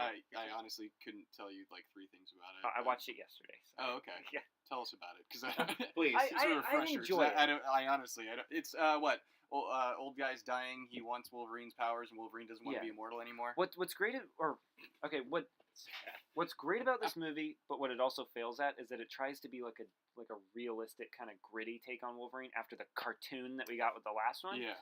And there are scenes that really work, like the bombing of, I can't remember if it was Hiroshima or Nagasaki, but like he's in like a POW camp, and like as the bomb is coming down, like they're letting all the prisoners go, and like what I love is that he's in like a well that they put him in, like they can't even keep him with everybody else. Yeah. And then like I love like all the Japanese soldiers like kill themselves before the bomb drops, but there's this one guy that like opens it and lets him out, and he's like, run, and then he goes like, it's a B-52, bub, no outrunning what's coming. Like, that's a perfect Wolverine moment of just like, bro, I can't help you. If we can flash back to X-Men Origins Wolverine for 1 sec, there's a part in the opening montage where he's on one of the boats for D-Day. Yeah. And they have this great part where he's got a cigar, and he like looks behind him, and there's this kid that's like maybe my age, and he looks scared shitless, and he like kind of looks at him,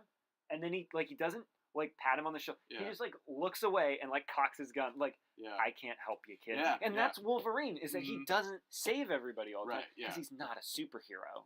You know, he's just a dude living with this. Yeah, he's a dude, and a dude who's lived for a long time, long enough to finally realize, like, I can't save everyone. I might not even be able to save one person. I do love that part again in X-Men Origins Wolverine. I can't believe I'm praising X-Men Origins Wolverine, but there's this great part where memorable at least. There's this great part in the montage where they're in like Vietnam, and like Sabretooth tries to like rape a woman, and then he starts killing soldiers, and then they go back to back, and then all the soldiers like circle around him. But I love the look on the soldiers' faces because like his claws come out. I love the look on the soldiers' faces of just like, what the fuck? Like it's like a really cool moment, you know. I'm done praising X-Men Origins Wolverine. End of fuck, I think the message we can take away from this is that every time X-Men tries to intersect with history, it can do that well. It can, yes. It's not always 3 Mile Island, metaphorically or literally. I like when the old people get killed in X-Men Origins Wolverine. That's cool. And then it has that awful awful zoom shot to and then he runs along the hill and jumps into the helicopter. Yes. Yes, he does. The gift that keeps on giving, that movie. We can't go back though. We're gonna be here for all night if we're just talking about shit that we ironically love. Right? Yeah. No, the Wolverine is solid, but it's not great. There's moments in it that are really good. It's shot well, but it suffers from the fact that the third act just turns to complete schlock, and it's kind of like Whiplash. Like either or would have worked, but it's like first 2 acts are Christopher Nolan, last act is Sam Raimi. Okay. It doesn't really work, you know. That's all I have to say about this movie. It's fine. Yeah. It reestablished Wolverine as a solo character. It's a good middle part of a trilogy, I guess. Yeah. But the thing about the Wolverine trilogy that's really interesting that you fucking never see in movies is that it improves with age. Like they learn lessons with each one. Gets better every time. Exactly. It's crazy. The only other one that did that is the Star Wars prequel trilogy. Yeah, you're right. And even that's debatable. Well, 1 versus 2. Either way, it ends on its highest note. Yeah. But we can put the link to that podcast in this one. So click on our channel and find that one. Yeah. We should move on to X-Men Days of Future Past. We should. That's a good. Oh man, that's a great movie. That came out. Oh, yeah, I really enjoyed that. It's 4 years old. That movie really established the fact that X-Men can coexist with and compete with Avengers. Like I like it better than the Avengers. I do too. Really? I just the fact that the film has enough teeth that it can go head to head with the movie where you've got Captain America and Thor and Iron Man. It can have as much reason to exist, if not more so. Oh sure, yeah. Just that opening scene where you see like bodies being shoveled around in that mutant concentration camp. It's like, holy shit, we're back to our, Auschwitz parallels. Clearly intended to draw us back to that moment. Right. But the fact that they were willing to do that in a superhero movie where it's going to be like action and they're all wearing comics and throwing punches and quips. Bold, establishes the tone right out of the gate, and really good setting, very dark. Can I just say how amazing it is that this movie isn't fucking incomprehensible? Because remember, like when it was coming out and they had all those Empire magazines covers for like each character, and there was like 25 of them. It's amazing that they didn't fuck that up, and that it's like a coherent movie. And the fact that it's a time travel movie. And it like has to establish, like it has to combine where we left off at X3 with where we just came from in First Class. And those mesh really well. They shouldn't, and they do. Which is a real testament to Singer's ability to tell a story. And he's a reprehensible human being, but makes reasonably good films. Like I will defend Valkyrie with my dying breath. No, you. But that's a different story. But this movie feels like a celebration of the X-Men franchise too. Like you were saying X-Men First Class is like we're going back to the roots. This feels like a return to form too. Like it opens with the tunnel. It has the same theme song and everything. It feels like a celebration of the franchise as a whole. It honestly should have ended here. That would have been the perfect place. Like it fixed everything. Literally retcons X-Men 3 out of existence. It would have been the perfect place to just stop. Right. All right, we're done making X-Men movies. Let's make a Excalibur movie or X Factor or whatever. But, X-Force, yeah. Yeah, right. Yeah. Supposedly coming, right? I think. I'm not sure. Probably. New Mutants is the one they're working on. Well, no. Once the Disney merger goes through, none of these are happening. Well, New Mutants is going to happen, isn't it? I mean, they're not going to scrap an already made movie. Yeah. Right. Exactly. Yeah. So that and Dark Phoenix are safe. Yeah. But other than that, yeah. Well, safe. Well, yeah. See what happens. Yeah, they're gonna get released. Yeah. Yes, they will be released. Speculation is that Disney is going to tank them deliberately, but whatever. They'll come out. We'll get to see them. I've heard that rumor too. It's just so fucking stupid. It doesn't make sense. No, I really doubt if that's actually going to happen. Disney doesn't tank movies. Right? Yeah, they're. I mean, not on purpose. Yeah, they think it might fail, but they put it out there anyway. Yeah. They don't purposely hobble it. Mm-hmm. Right. In the case of Solo, which they just should have marketed better. Yeah. Yeah, it makes zero sense. Or given it time to it doesn't make sense to spend any money at all that you don't expect to make back, and then some. Yeah, it's bad business, and Disney clearly is good at business. Exactly. It is interesting that Dark Phoenix is just called Dark Phoenix. There is no X-Men in the title, and I'm sure that's for the fact that Disney's getting ready to rebrand. Yeah, well, they're going to call it. I'm sure the reboot is going to be called The Uncanny X-Men. The reboot in the MCU will just be called The Uncanny X-Men or something like that. It won't be X-Men Homecoming. Or some other, really on the nose type. Fox, yeah. No, but But what does Days of Future Past have that works? Peter Dinklage's glorious mustache. Yeah. I love it. Evan Peters, Quicksilver. I was going to say, yes, that scene! Oh my god. He steals the show. He does. For, the 5 seconds that he's in. I also love that when he's, watching on TV the end of the movie when Magneto is, taking over the Sentinels. He's got his little sister with him, and there's that on the screen. Gee, is that Wanda? Mm-hmm. Yeah. Mm-hmm. That was a cool little nod that comic book fans will appreciate. Yeah, I mean, and this is an example of Fox doing something far better than the MCU. Oh my god. Objectively better than the MCU. Aaron Taylor Johnson just totally forgettable as Quicksilver because he was written badly. Yeah, I don't mind him, but he was there purely to have somebody to kill at the end of the movie. See that coming? Yeah. Also, the accent doesn't work. I don't think. No. Elizabeth Olsen's is fine. Yeah. His he can't pull it off. But the thing about Quicksilver and Scarlet Witch is that I feel like they're really uninteresting if you detach them from Magneto. Yeah. Unless you do something like Singer did, where it's just pure beautiful cinematography for that Quicksilver scene in Days of Future Past. Or even Elizabeth Olsen's Scarlet Witch has kind of become a character of her own, and her and the Vision are really interesting together. Yeah, exactly. They by themselves they don't work. If they have a relationship to play off of each other, or a parent or significant other, then they can work. Yeah. I feel, but that cinematography of that scene is just amazing, fantastic. Yep. And the soundtrack, Jim Croce. Oh my god, Time in a Bottle. Oh, so good. Yeah, just great soundtrack choice. Also, again with the body horror element of Auschwitz concentration. No, when Magneto puts all the metal rebar through Wolverine's body, and it's all twisting through. Bryan Singer is not afraid to fuck up Wolverine. Right? Which is fine because he's invincible. He's gonna be fine eventually. Yeah. That's what you do with that character when you have that in a visual medium. It's all right, cool. How am I gonna fuck this guy up this time? Yeah, drag him through the hell. Yeah, let's choke him with barbed wire. Harder, daddy. And Hugh Jackman has such a great in pain face. Yeah, he sells being in pain so well. He's it's so perfect. And it was good to see him back in a team setting. With the other X-Men. I remember. Sorry, I didn't mean to cut you off. No, that was it. I just remember that opening scene, not the Auschwitz one, but after the little tube opening credits. Right. When they're all coming down off the X-Jet, just the heaviness of his boots coming down the thing, and he steps down, and he's wearing an actual costume again. I mean, it's not comic accurate at all, but he's wearing an actual costume, and he steps down and just lights a cigar. I remember thinking in the theater, I'm like, holy shit, that's Wolverine. Yeah, that's exactly. That's the embodiment of Wolverine of just I don't give a fuck. You know what I mean? Lighting a cigar. Yeah, exactly. Degaff. Yeah. And a half.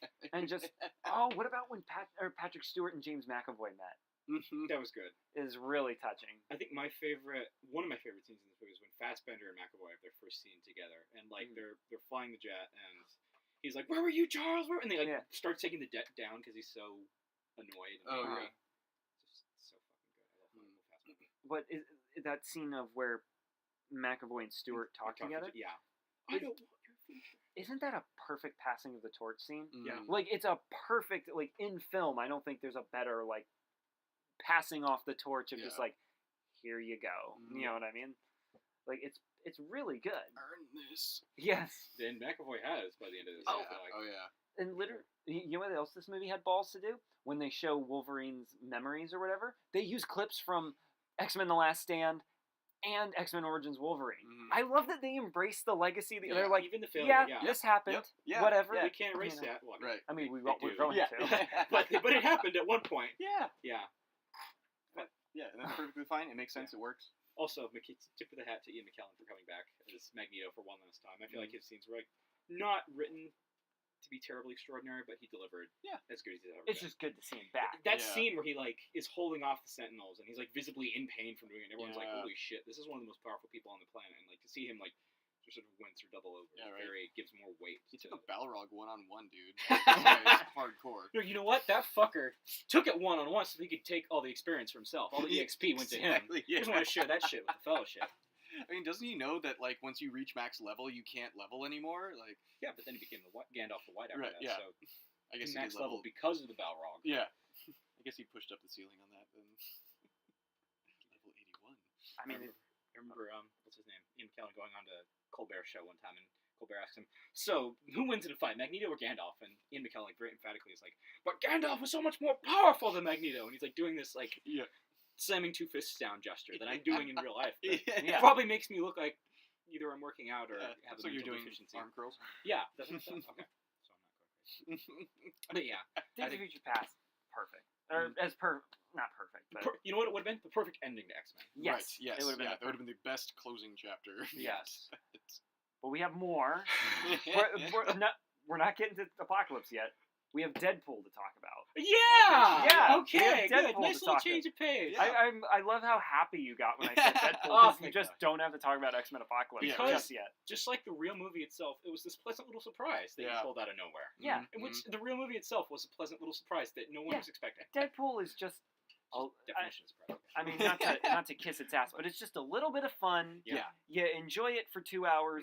It's nothing super special. Right. Yeah. I like what it did for the comic book movie landscape of we can make it R-rated, we can make it off an obscure character, we can make it lower budget, we can make it genre like a comedy. Yeah. Right. Yeah, or rom-com even. Right. It basically is.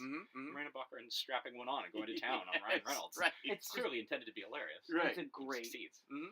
Well, and I've been saying this for years, but like the superhero isn't necessarily its own genre. Yeah. And that's what I think that they like. I think the studios have been kind of starting to figure that out. Is you like the period piece. We've X-Men has done like period pieces, and or doing eventually we'll talk about Logan. You know how that's like sort of the neo-western or whatever. Yeah, like it's not its own genre, but it's something that you can apply to a genre to make it a little more exciting or a little different or give a different perspective on a different spin or whatever. Make it hit with the kids. Right. It's a story element, not the story. Right. Yeah.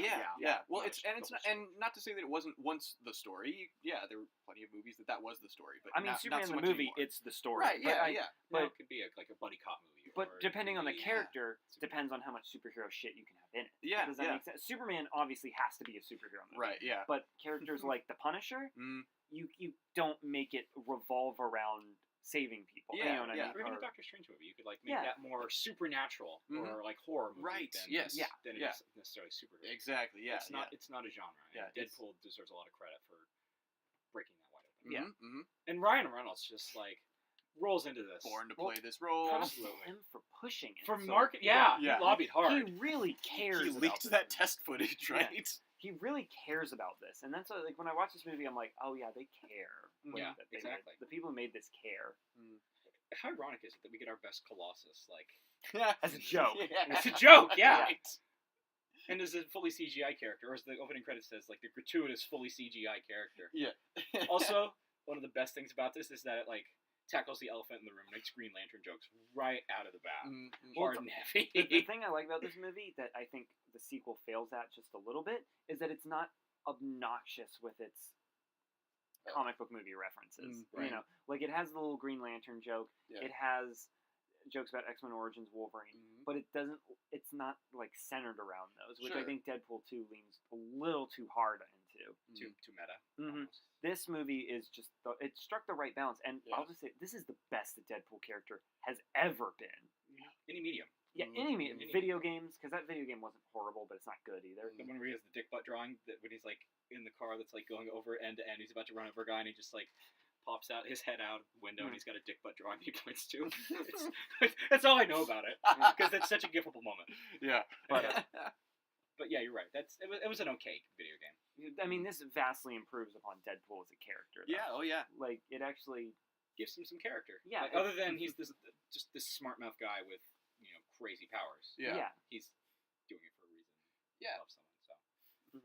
And it's genuinely funny. Like, yes. In so many superhero movies, the humor just feels so forced. And you get Ragnarok, where, like, for every joke that lands, there's, like, a graveyard of 15 or 16 that This is pretty consistently funny. Like, everything gets a little chuckle out of me. Some are gut-bustingly good. Like, when he talks about, my hand is just growing back. It's super tiny. My dick's going to look huge in it tonight. It's like, oh, my God, that's... Yeah. It's like the cat size of the KFC Sport. Giving him a blind old lady as a roommate. Like, who even thinks of that? Very comics accurate, right? Yeah. Or just the part where, like, #drive-by. Like, that's kind of funny. Yeah, like, right? The part where, like, he sneaks out of the handcuffs, and when he gets his hand cut off, and he just leaves the hand dangling in the handcuffs, like, with the middle finger. Colossus. Yeah. It's so good. And that suit is awesome. So it accurate, looks too. perfect. It looks exactly like Rob Liefeld drew it back in 1990, 91? Except he can put his feet in it. What comic book anatomical humor for comic book purists out there. You know what I will say? Props to this, too.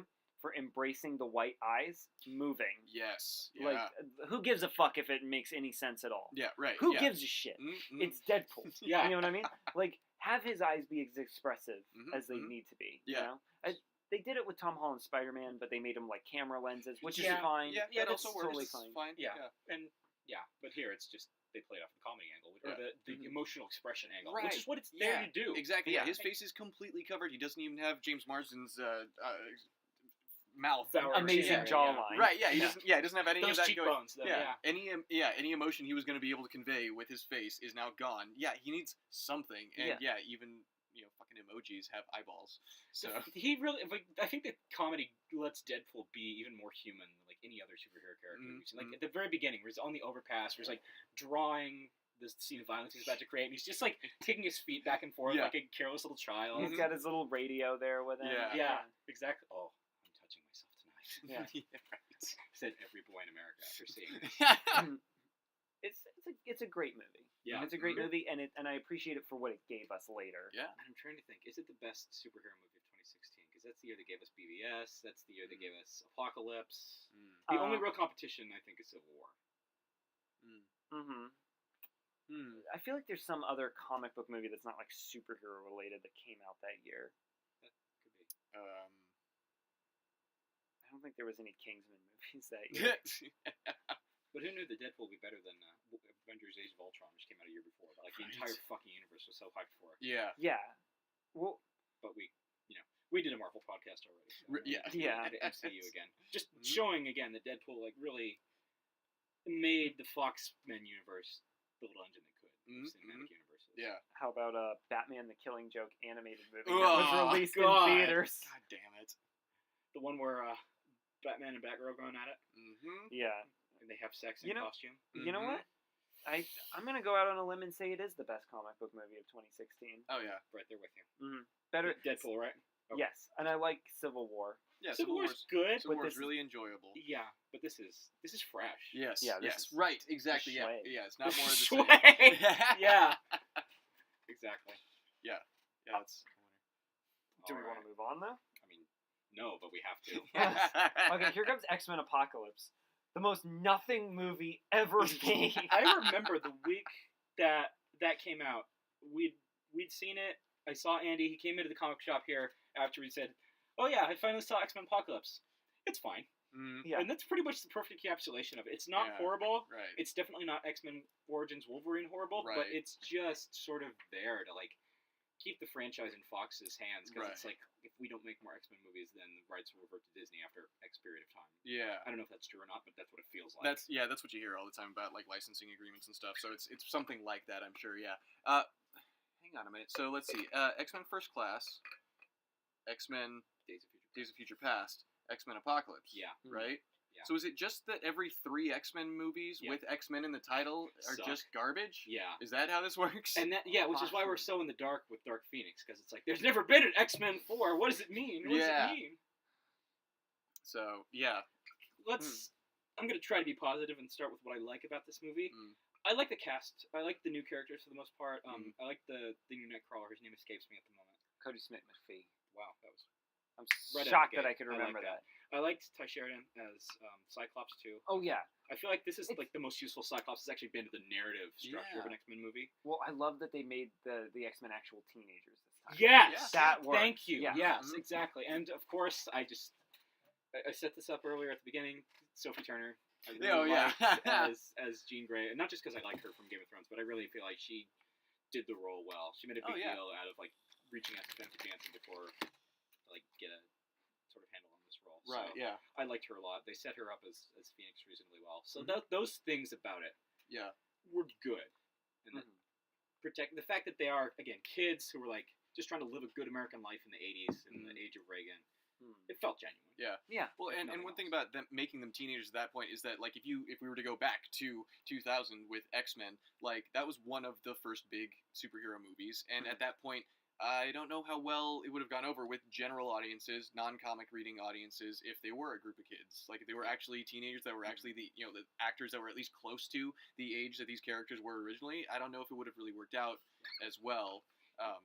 Right, even in Spider-Man, Raimi's Spider-Man. They had to get a grown-ass man, entire grown-ass cast to play teenagers. Exactly, play teenagers and then age them up a little bit, and like, but then now they're in college, now they're actually adults, and like, I don't know what that is about it, but I just feel like it wouldn't have quite worked if they would have had, if it were a teen drama, or whatever at that point, so, but that, I think this shows the evolution of the superhero movie, and of the X-Men franchise, and stuff like that, is that, okay, cool, this is a bit of a risk, but I think it'll work, and of course it works, it's fucking fine. that part of it works for sure. Other parts of it less so. Right. Well, it's just such a paint by numbers movie. It feels like everybody's just like, whatever, we're making another X-Men. We're doing another one of these. What a fucking waste of Oscar Isaac. Speaking of a great cast. What a fucking waste of an Auschwitz scene. Yeah. Oh my god, where Magneto destroys it. Yeah. Worst Auschwitz scene ever. Worst Auschwitz scene ever. Here we are in a comic book store playing right into the stereotype. You're right, though. I think it took a lot of like what made the Auschwitz scenes work in earlier X-Men films and just kind of dumped on them. Like it just destroyed them. I get. Sorry, keep going. I feel like it's supposed to be like a turning point for Magneto, where he like has all this power and he's like going to actually do something useful, but it doesn't really like. It just sort of comes off as like a bland CGI fest. I mean, we were talking about how the Auschwitz scene in the first one really works because it blends reality and drama, and fantasy. Oh, sorry. It blends reality and fantasy so well.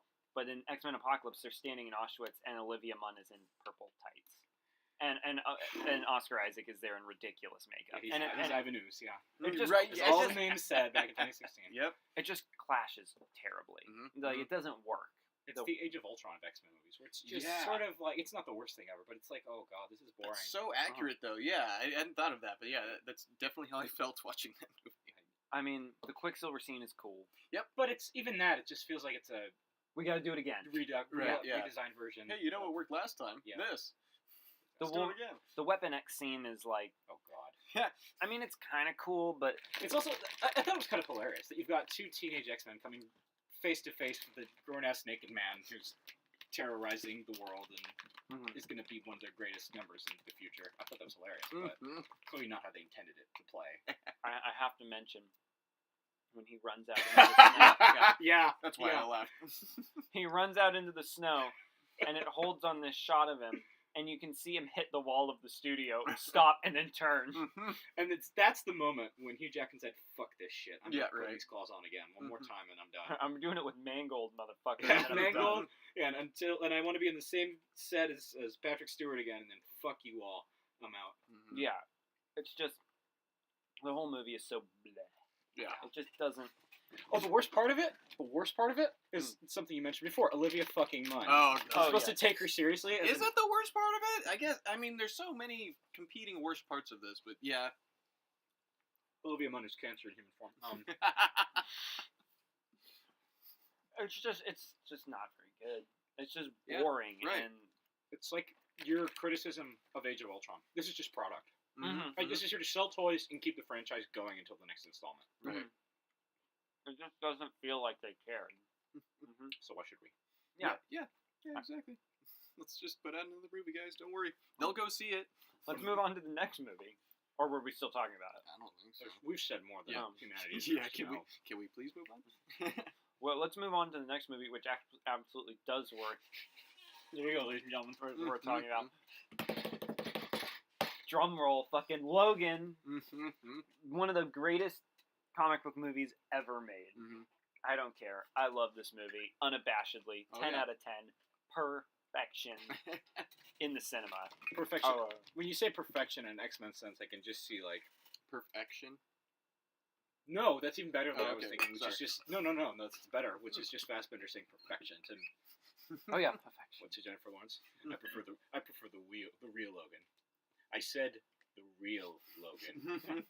Perfection. So it's X-Men Origins Wolverine, and then the Wolverine, and then Logan. No, it's like X-Men Origins Wolverine, then like X2 Wolverine, and then Logan. Okay, yeah. No, it's a perfect movie. It's great. Yeah. They turned it into a neo-noir western. They basically did No Country for Old Men with Wolverine. Yeah. What can you say? Right. It's perfect. Yeah. And it wouldn't have been R-rated without Deadpool. I'll guarantee you that. Oh, yeah. Yeah, and that pushed it forward a lot. That's right. Deadpool's R, which is a huge turning point for superhero movies too, or can be moving forward. I mean, there were R-rated superhero movies before, but this is the first one that was like almost made $1 billion. Right. Yeah, it's marketed towards all ages. Like in the past, when you get a Blade, it's like, okay, we want adults to go see this. Right. Yeah. Deadpool, please bring your kids. Punisher Warzone or something like that. Deadpool is marketed the same way that like RoboCop was marketed, where it's like, kids are gonna fucking love this. Yeah. Why wouldn't they go see it? You know what I mean? remember they put out the shit for Deadpool where they had him write a note saying, "Hey kid, hey everyone, yeah, wait like 10 years if you're an 8-year-old and then you can see it." Yeah. Fuck, of course they're not gonna wait. All those kids are gonna be in the audience seeing it. Yeah. But Logan is a great movie, and it's another example of like the people who are making it actually giving a shit. Yeah. Like Hugh Jackman's like, this is my last one. I'm doing some like Oscar-worthy shit. Balls to the wall, crazy. Yeah. And crazy in a cinematic sense, not action sense. Did anybody else have anything to say about it? I don't know. I feel like the more tangential characters aren't wasted. Yes. Like in some, you don't have a Deadpool or Gambit wasted character. Like they're all pretty they're important to the story and they're done well. Loads of people fell in love with X-23. Like that was pretty unexpected. Had Marvel already made her the new Wolverine in the comics yet, or was that like? Let's see. Yeah, she had. She'd been around because obviously the character had been around. Because the Death of Wolverine was like. Death of Wolverine was 2014, and it wasn't too long after that she took over the mantle of Wolverine. Well, it was after Secret Wars, which was like 2015. Correct. Yeah. So she was. Yeah. But this movie's like super emotional, and the cinematography is beautiful. I honestly thought it was going to be nominated for Best Picture. I really did. Yeah, a lot of people did. It's really good, and the fact that they call it Logan too. Yeah. Like not like Wolverine the End or anything. Right. Like Logan. It's about this man. Yeah. Like solely about him. Yeah. There are no X's in the title. No X's to be seen in the title. I know. Yeah. It's just they didn't have to label it. This is what comic book movies should be. Absolutely. This is Christopher Nolan's The Dark Knight, where he's like, I'm not going to make a fucking Batman movie. I'm going to make a mob movie and throw Batman into it. Yeah. You know, this is like, I mean, Sam Raimi's Spider-Man 2 is very much a Spider-Man movie, but it's like, we're going to do this coming-of-age story. Right. And it will be about Spider-Man. In tights, yeah. Yeah.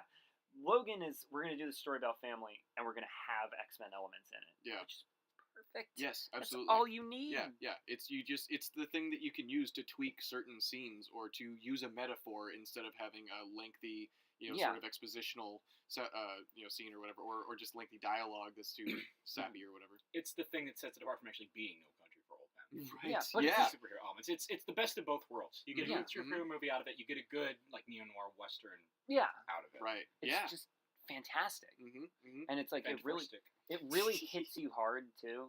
Like the scene where he's eating dinner with the family and everything, and like they have these scenes that just go on for a long time that are like well written, well acted, and well shot, but there's no action in them. Right. Yeah. But I'm more interested in these than the action. Well, and the fact that you can lose yourself in the movie enough that you can forget that you're watching something that's based on a comic book. Exactly. Yeah. There's no capes, no tights, no explosions. It's some human moments with people that are not technically medically human, but you forget that as you watch it. It's sort of an ironic end for Wolverine, who's like, for so many X-Men movies, just this emotionless, stoic, who's there to be the center of action, set pieces. Mm-hmm.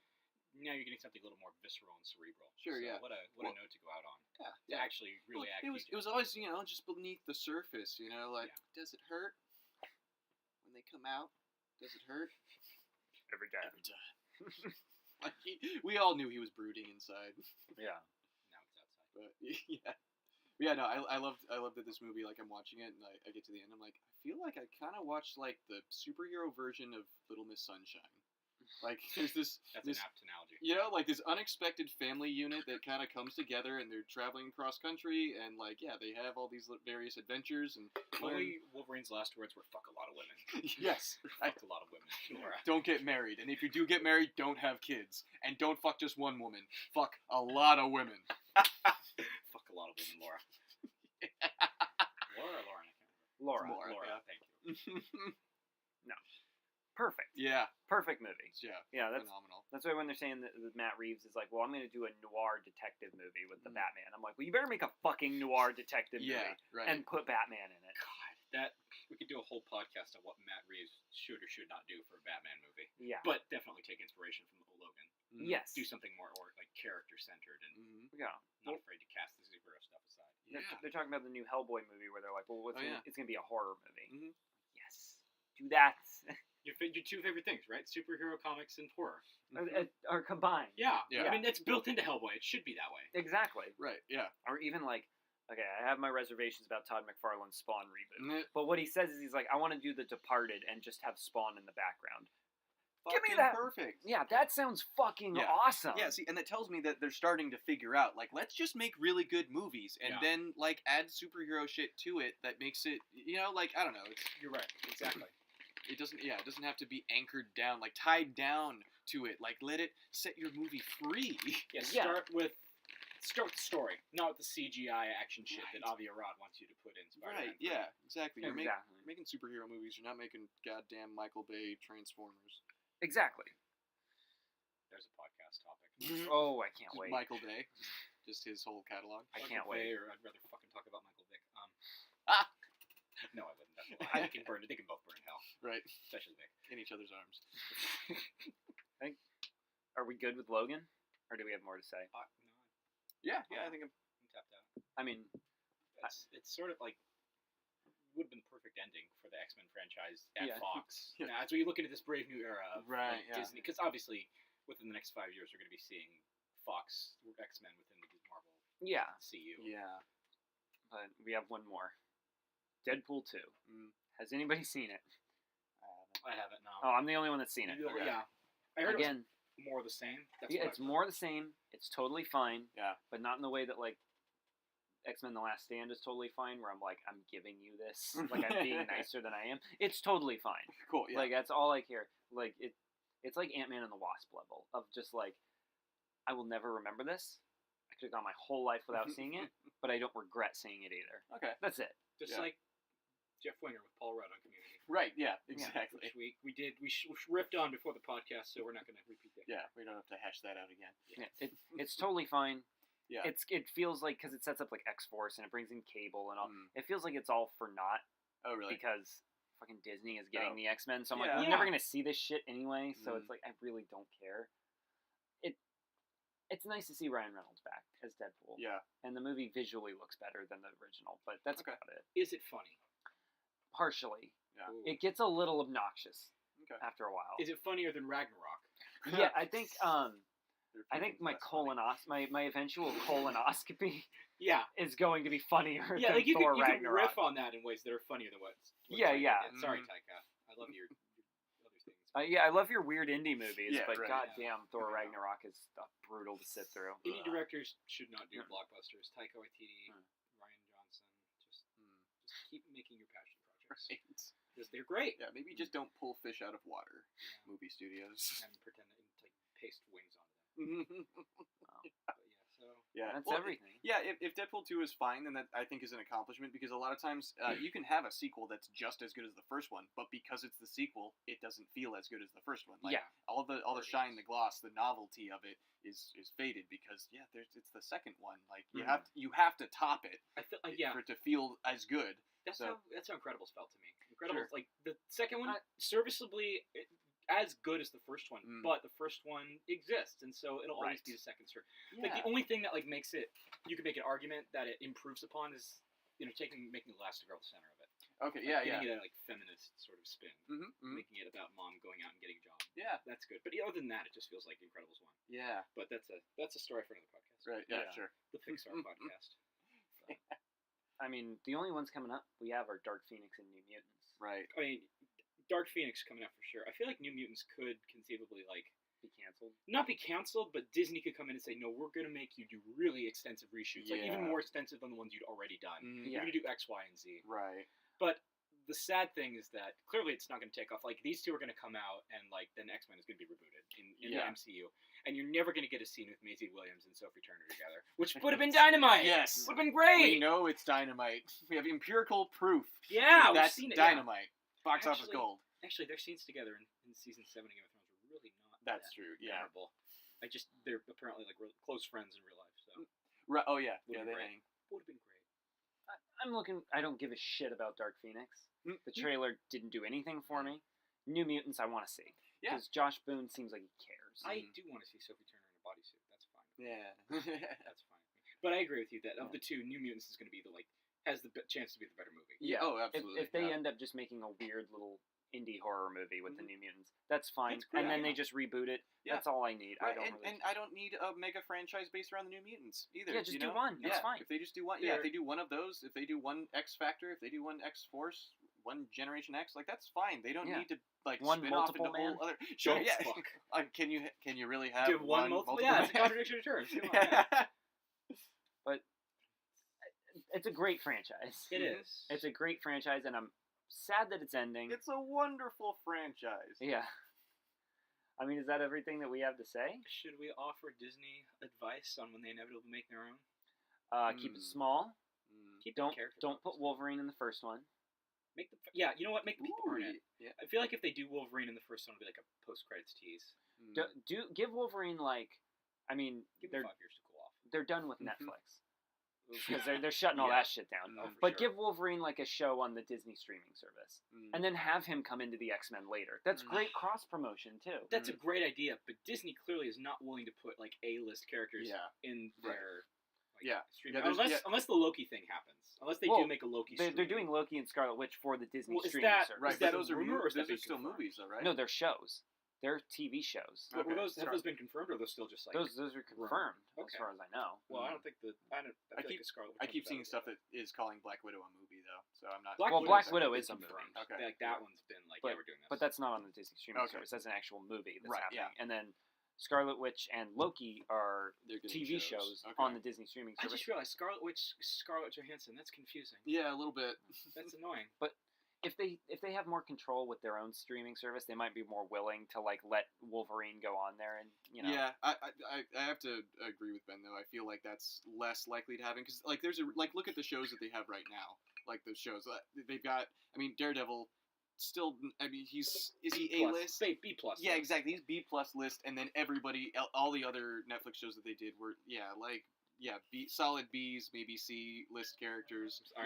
The Runaways, Cloak and Dagger, the other shows that they have going currently. Agents of S.H.I.E.L.D., which has zero comic book based started with zero comic book based characters. From the beginning, that kind of thing. They want the stuff that's entirely inconsequential on TV that they don't have to worry about whether it succeeds or fails. It's just we're just putting out content, and if people like it, cool, and if they don't, then we'll just move on to the next thing. It's not going to make or break them, but I think the stuff that they know is valuable, which I would guess that they would look at the data and say, Wolverine is valuable. I'd be really, really surprised if they did. Not to say they shouldn't, just I'll be surprised if they do anything with him that's not a big movie. They above all, I just really would love to see Disney take the X-Men seriously as like an actual device for social commentary, whether it's through good storytelling like Logan or tackling social issues. Yeah, like obviously, the first two. Yeah, because they're obviously supposed to be a stand-in for like civil rights. Absolutely, yeah. Being created by Stan Lee back in the '60s and Jack Kirby back in the '60s for that purpose. Yeah. As long as they like make the X-Men relevant and a little more serious than Thor Ragnarok, where I was trying to think of that scene where he's like. He throws something against the glass and it bounces off. And it's awful. It's fucking awful. That took me right the fuck out. Don't do that to X-Men. Like, let them be a little bit darker, a little more serious, a little more mature. Like, this is for Marvel. X-Men was sort of the thinking man's comic in the 70s and 80s. Yeah. Let it be the thinking man's superhero. Right. Yeah. And I think part of why it survived and remained relevant is because it's because you can take the idea of the outcast and apply it to anything. There's always going to be somebody, some person or group that feels forgotten by society or left out or whatever. Yeah, exactly. So it's a fantastic, super versatile, durable metaphor that you can apply to whatever's going on. Look at the fucking political climate we're in right now. Yeah. You know what I mean? Not to be the guy that's like, it rings true in the era of Trump. Right, but it fits perfectly, okay? Yeah. There's riots in the street every goddamn weekend. We're sending fucking bombs in the mail to each other like it's fucking 1919. Yeah. But like, you can't turn on your TV without seeing some fucking riot or something. You know what I mean? Yeah. So, the X-Men are perfect for that. The world has never needed the X-Men more. Exactly. And they need them right now. Isn't that what Bendis said about Superman when he started writing earlier this year? Comics? Did he? I don't know. He did. He really Probably. did. I'm pretty sure he did. I'm sure he was just like jerking himself off with $100 bills as he was saying it.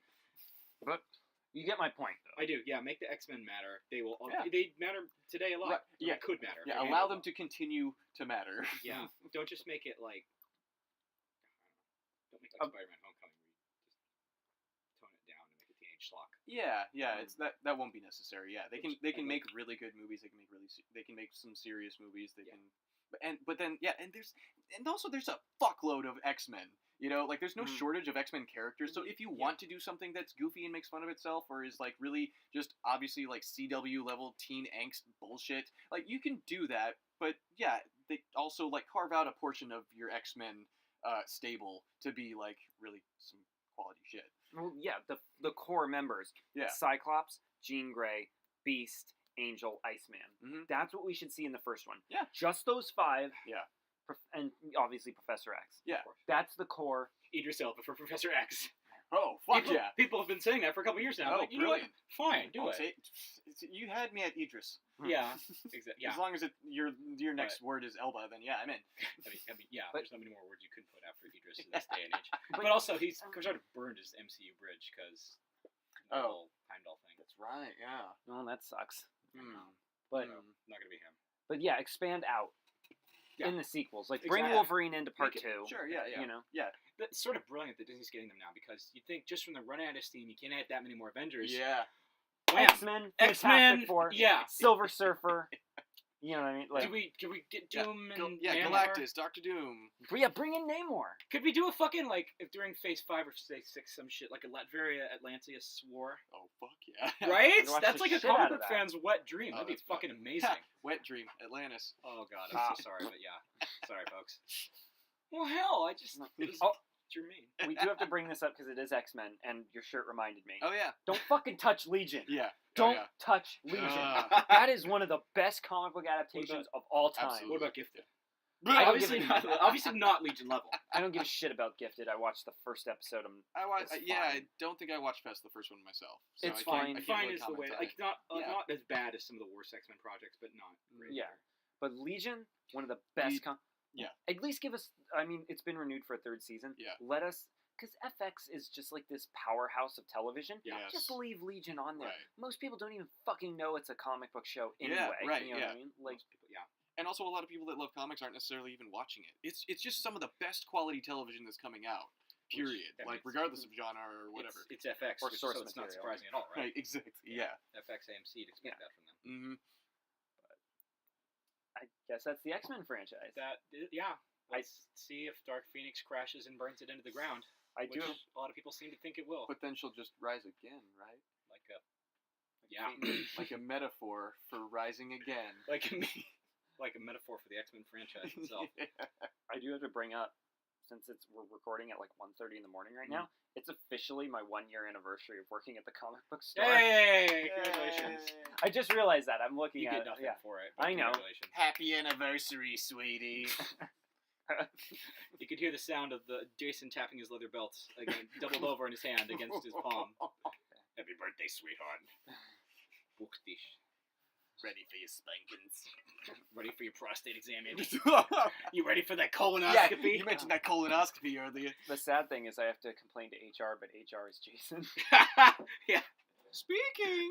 So all I can do is complain to Gabriel. Hashtag me too, bitch. Oh, I should also mention that I was on another podcast. Oh, yeah. Should I mention? Yeah, I was a guest on the 88 Miles Per Hour podcast. Crossover. Traitor! Yeah, fucking Star Wars, what's that? Force Awakens, that ride control stormtrooper with the electric baton. Traitor! As of recording this, it should be out on Wednesday, October 31st, where we talk all things Halloween. Because God knows I can't fucking talk horror on this show. or at least, unless Mr. Lance Files comes on, which is a preview for a new episode we're going to be doing. Spoilers. But, yeah, this is not I couldn't think of a better way to celebrate a year than, like, fucking mocking X-Men? The X-Men franchise. Yes. It deserves it. Yeah. Right. Yeah. But I think from what we've said, it's been more hit than miss. Totally, yeah. It's a solid franchise. I don't think it's the credit it fully deserves. Would we have the MCU in the shape it's in if not for X movies? No, absolutely not. We wouldn't have comic book movies in the shape that they're in. No, you're right. We wouldn't have Tobey Maguire Spider-Man. Yeah. Wouldn't have MCU. Wouldn't have the DCCU, which... makes one thing. What do they call it? DCEU, DCEU, I think, is their preferred terminology over there. Because they want to be different from Marvel. Do they, though? Yeah, they do. They want to be different from Marvel because Marvel's successful. Right. Well, they have succeeded at being different from Marvel. Not succeeding, yeah. Are we good? I think so, yeah. I mean, yeah. Well, Olivia Munn sucked in Apocalypse. I feel like I meant to rag on her, and I don't think I did. Yeah. I mean, you called her cancer in human form. Oh, I did, didn't I? Yeah. Okay. I mean, okay. I know you covered your bases. I'm sure there's more there, but I don't feel like you need to be down on yourself like you didn't live up to. Live down to. But you didn't. You definitely voiced that opinion that I don't think is the dissenting opinion. I feel like if she gets a hold of this podcast, she'll destroy me on social media and tell what a horrible human being I am. Yeah. Dr. Ben Jenkins. Yeah, pretty much. How dare he insult the star of The Predator? Oh God, the franchise she just totally shredded. Yeah, it's not her fault. That movie's pretty bad. I mean, she certainly didn't help. Well, I don't want to blame it all on 9/11. But it certainly didn't help. That's an Arrested Development. Yeah, that's not just joke us for you guys. Yeah, we're not just being dicks. Yeah. Osama bin Laden did that enough for everyone. Yes. And on that note, thank you everybody for listening. Now the FBI's coming for real. We gotta get the fuck out of this store. Boots on the ground before they catch us. Have a good one, everybody. Thanks for coming back. I'm sorry.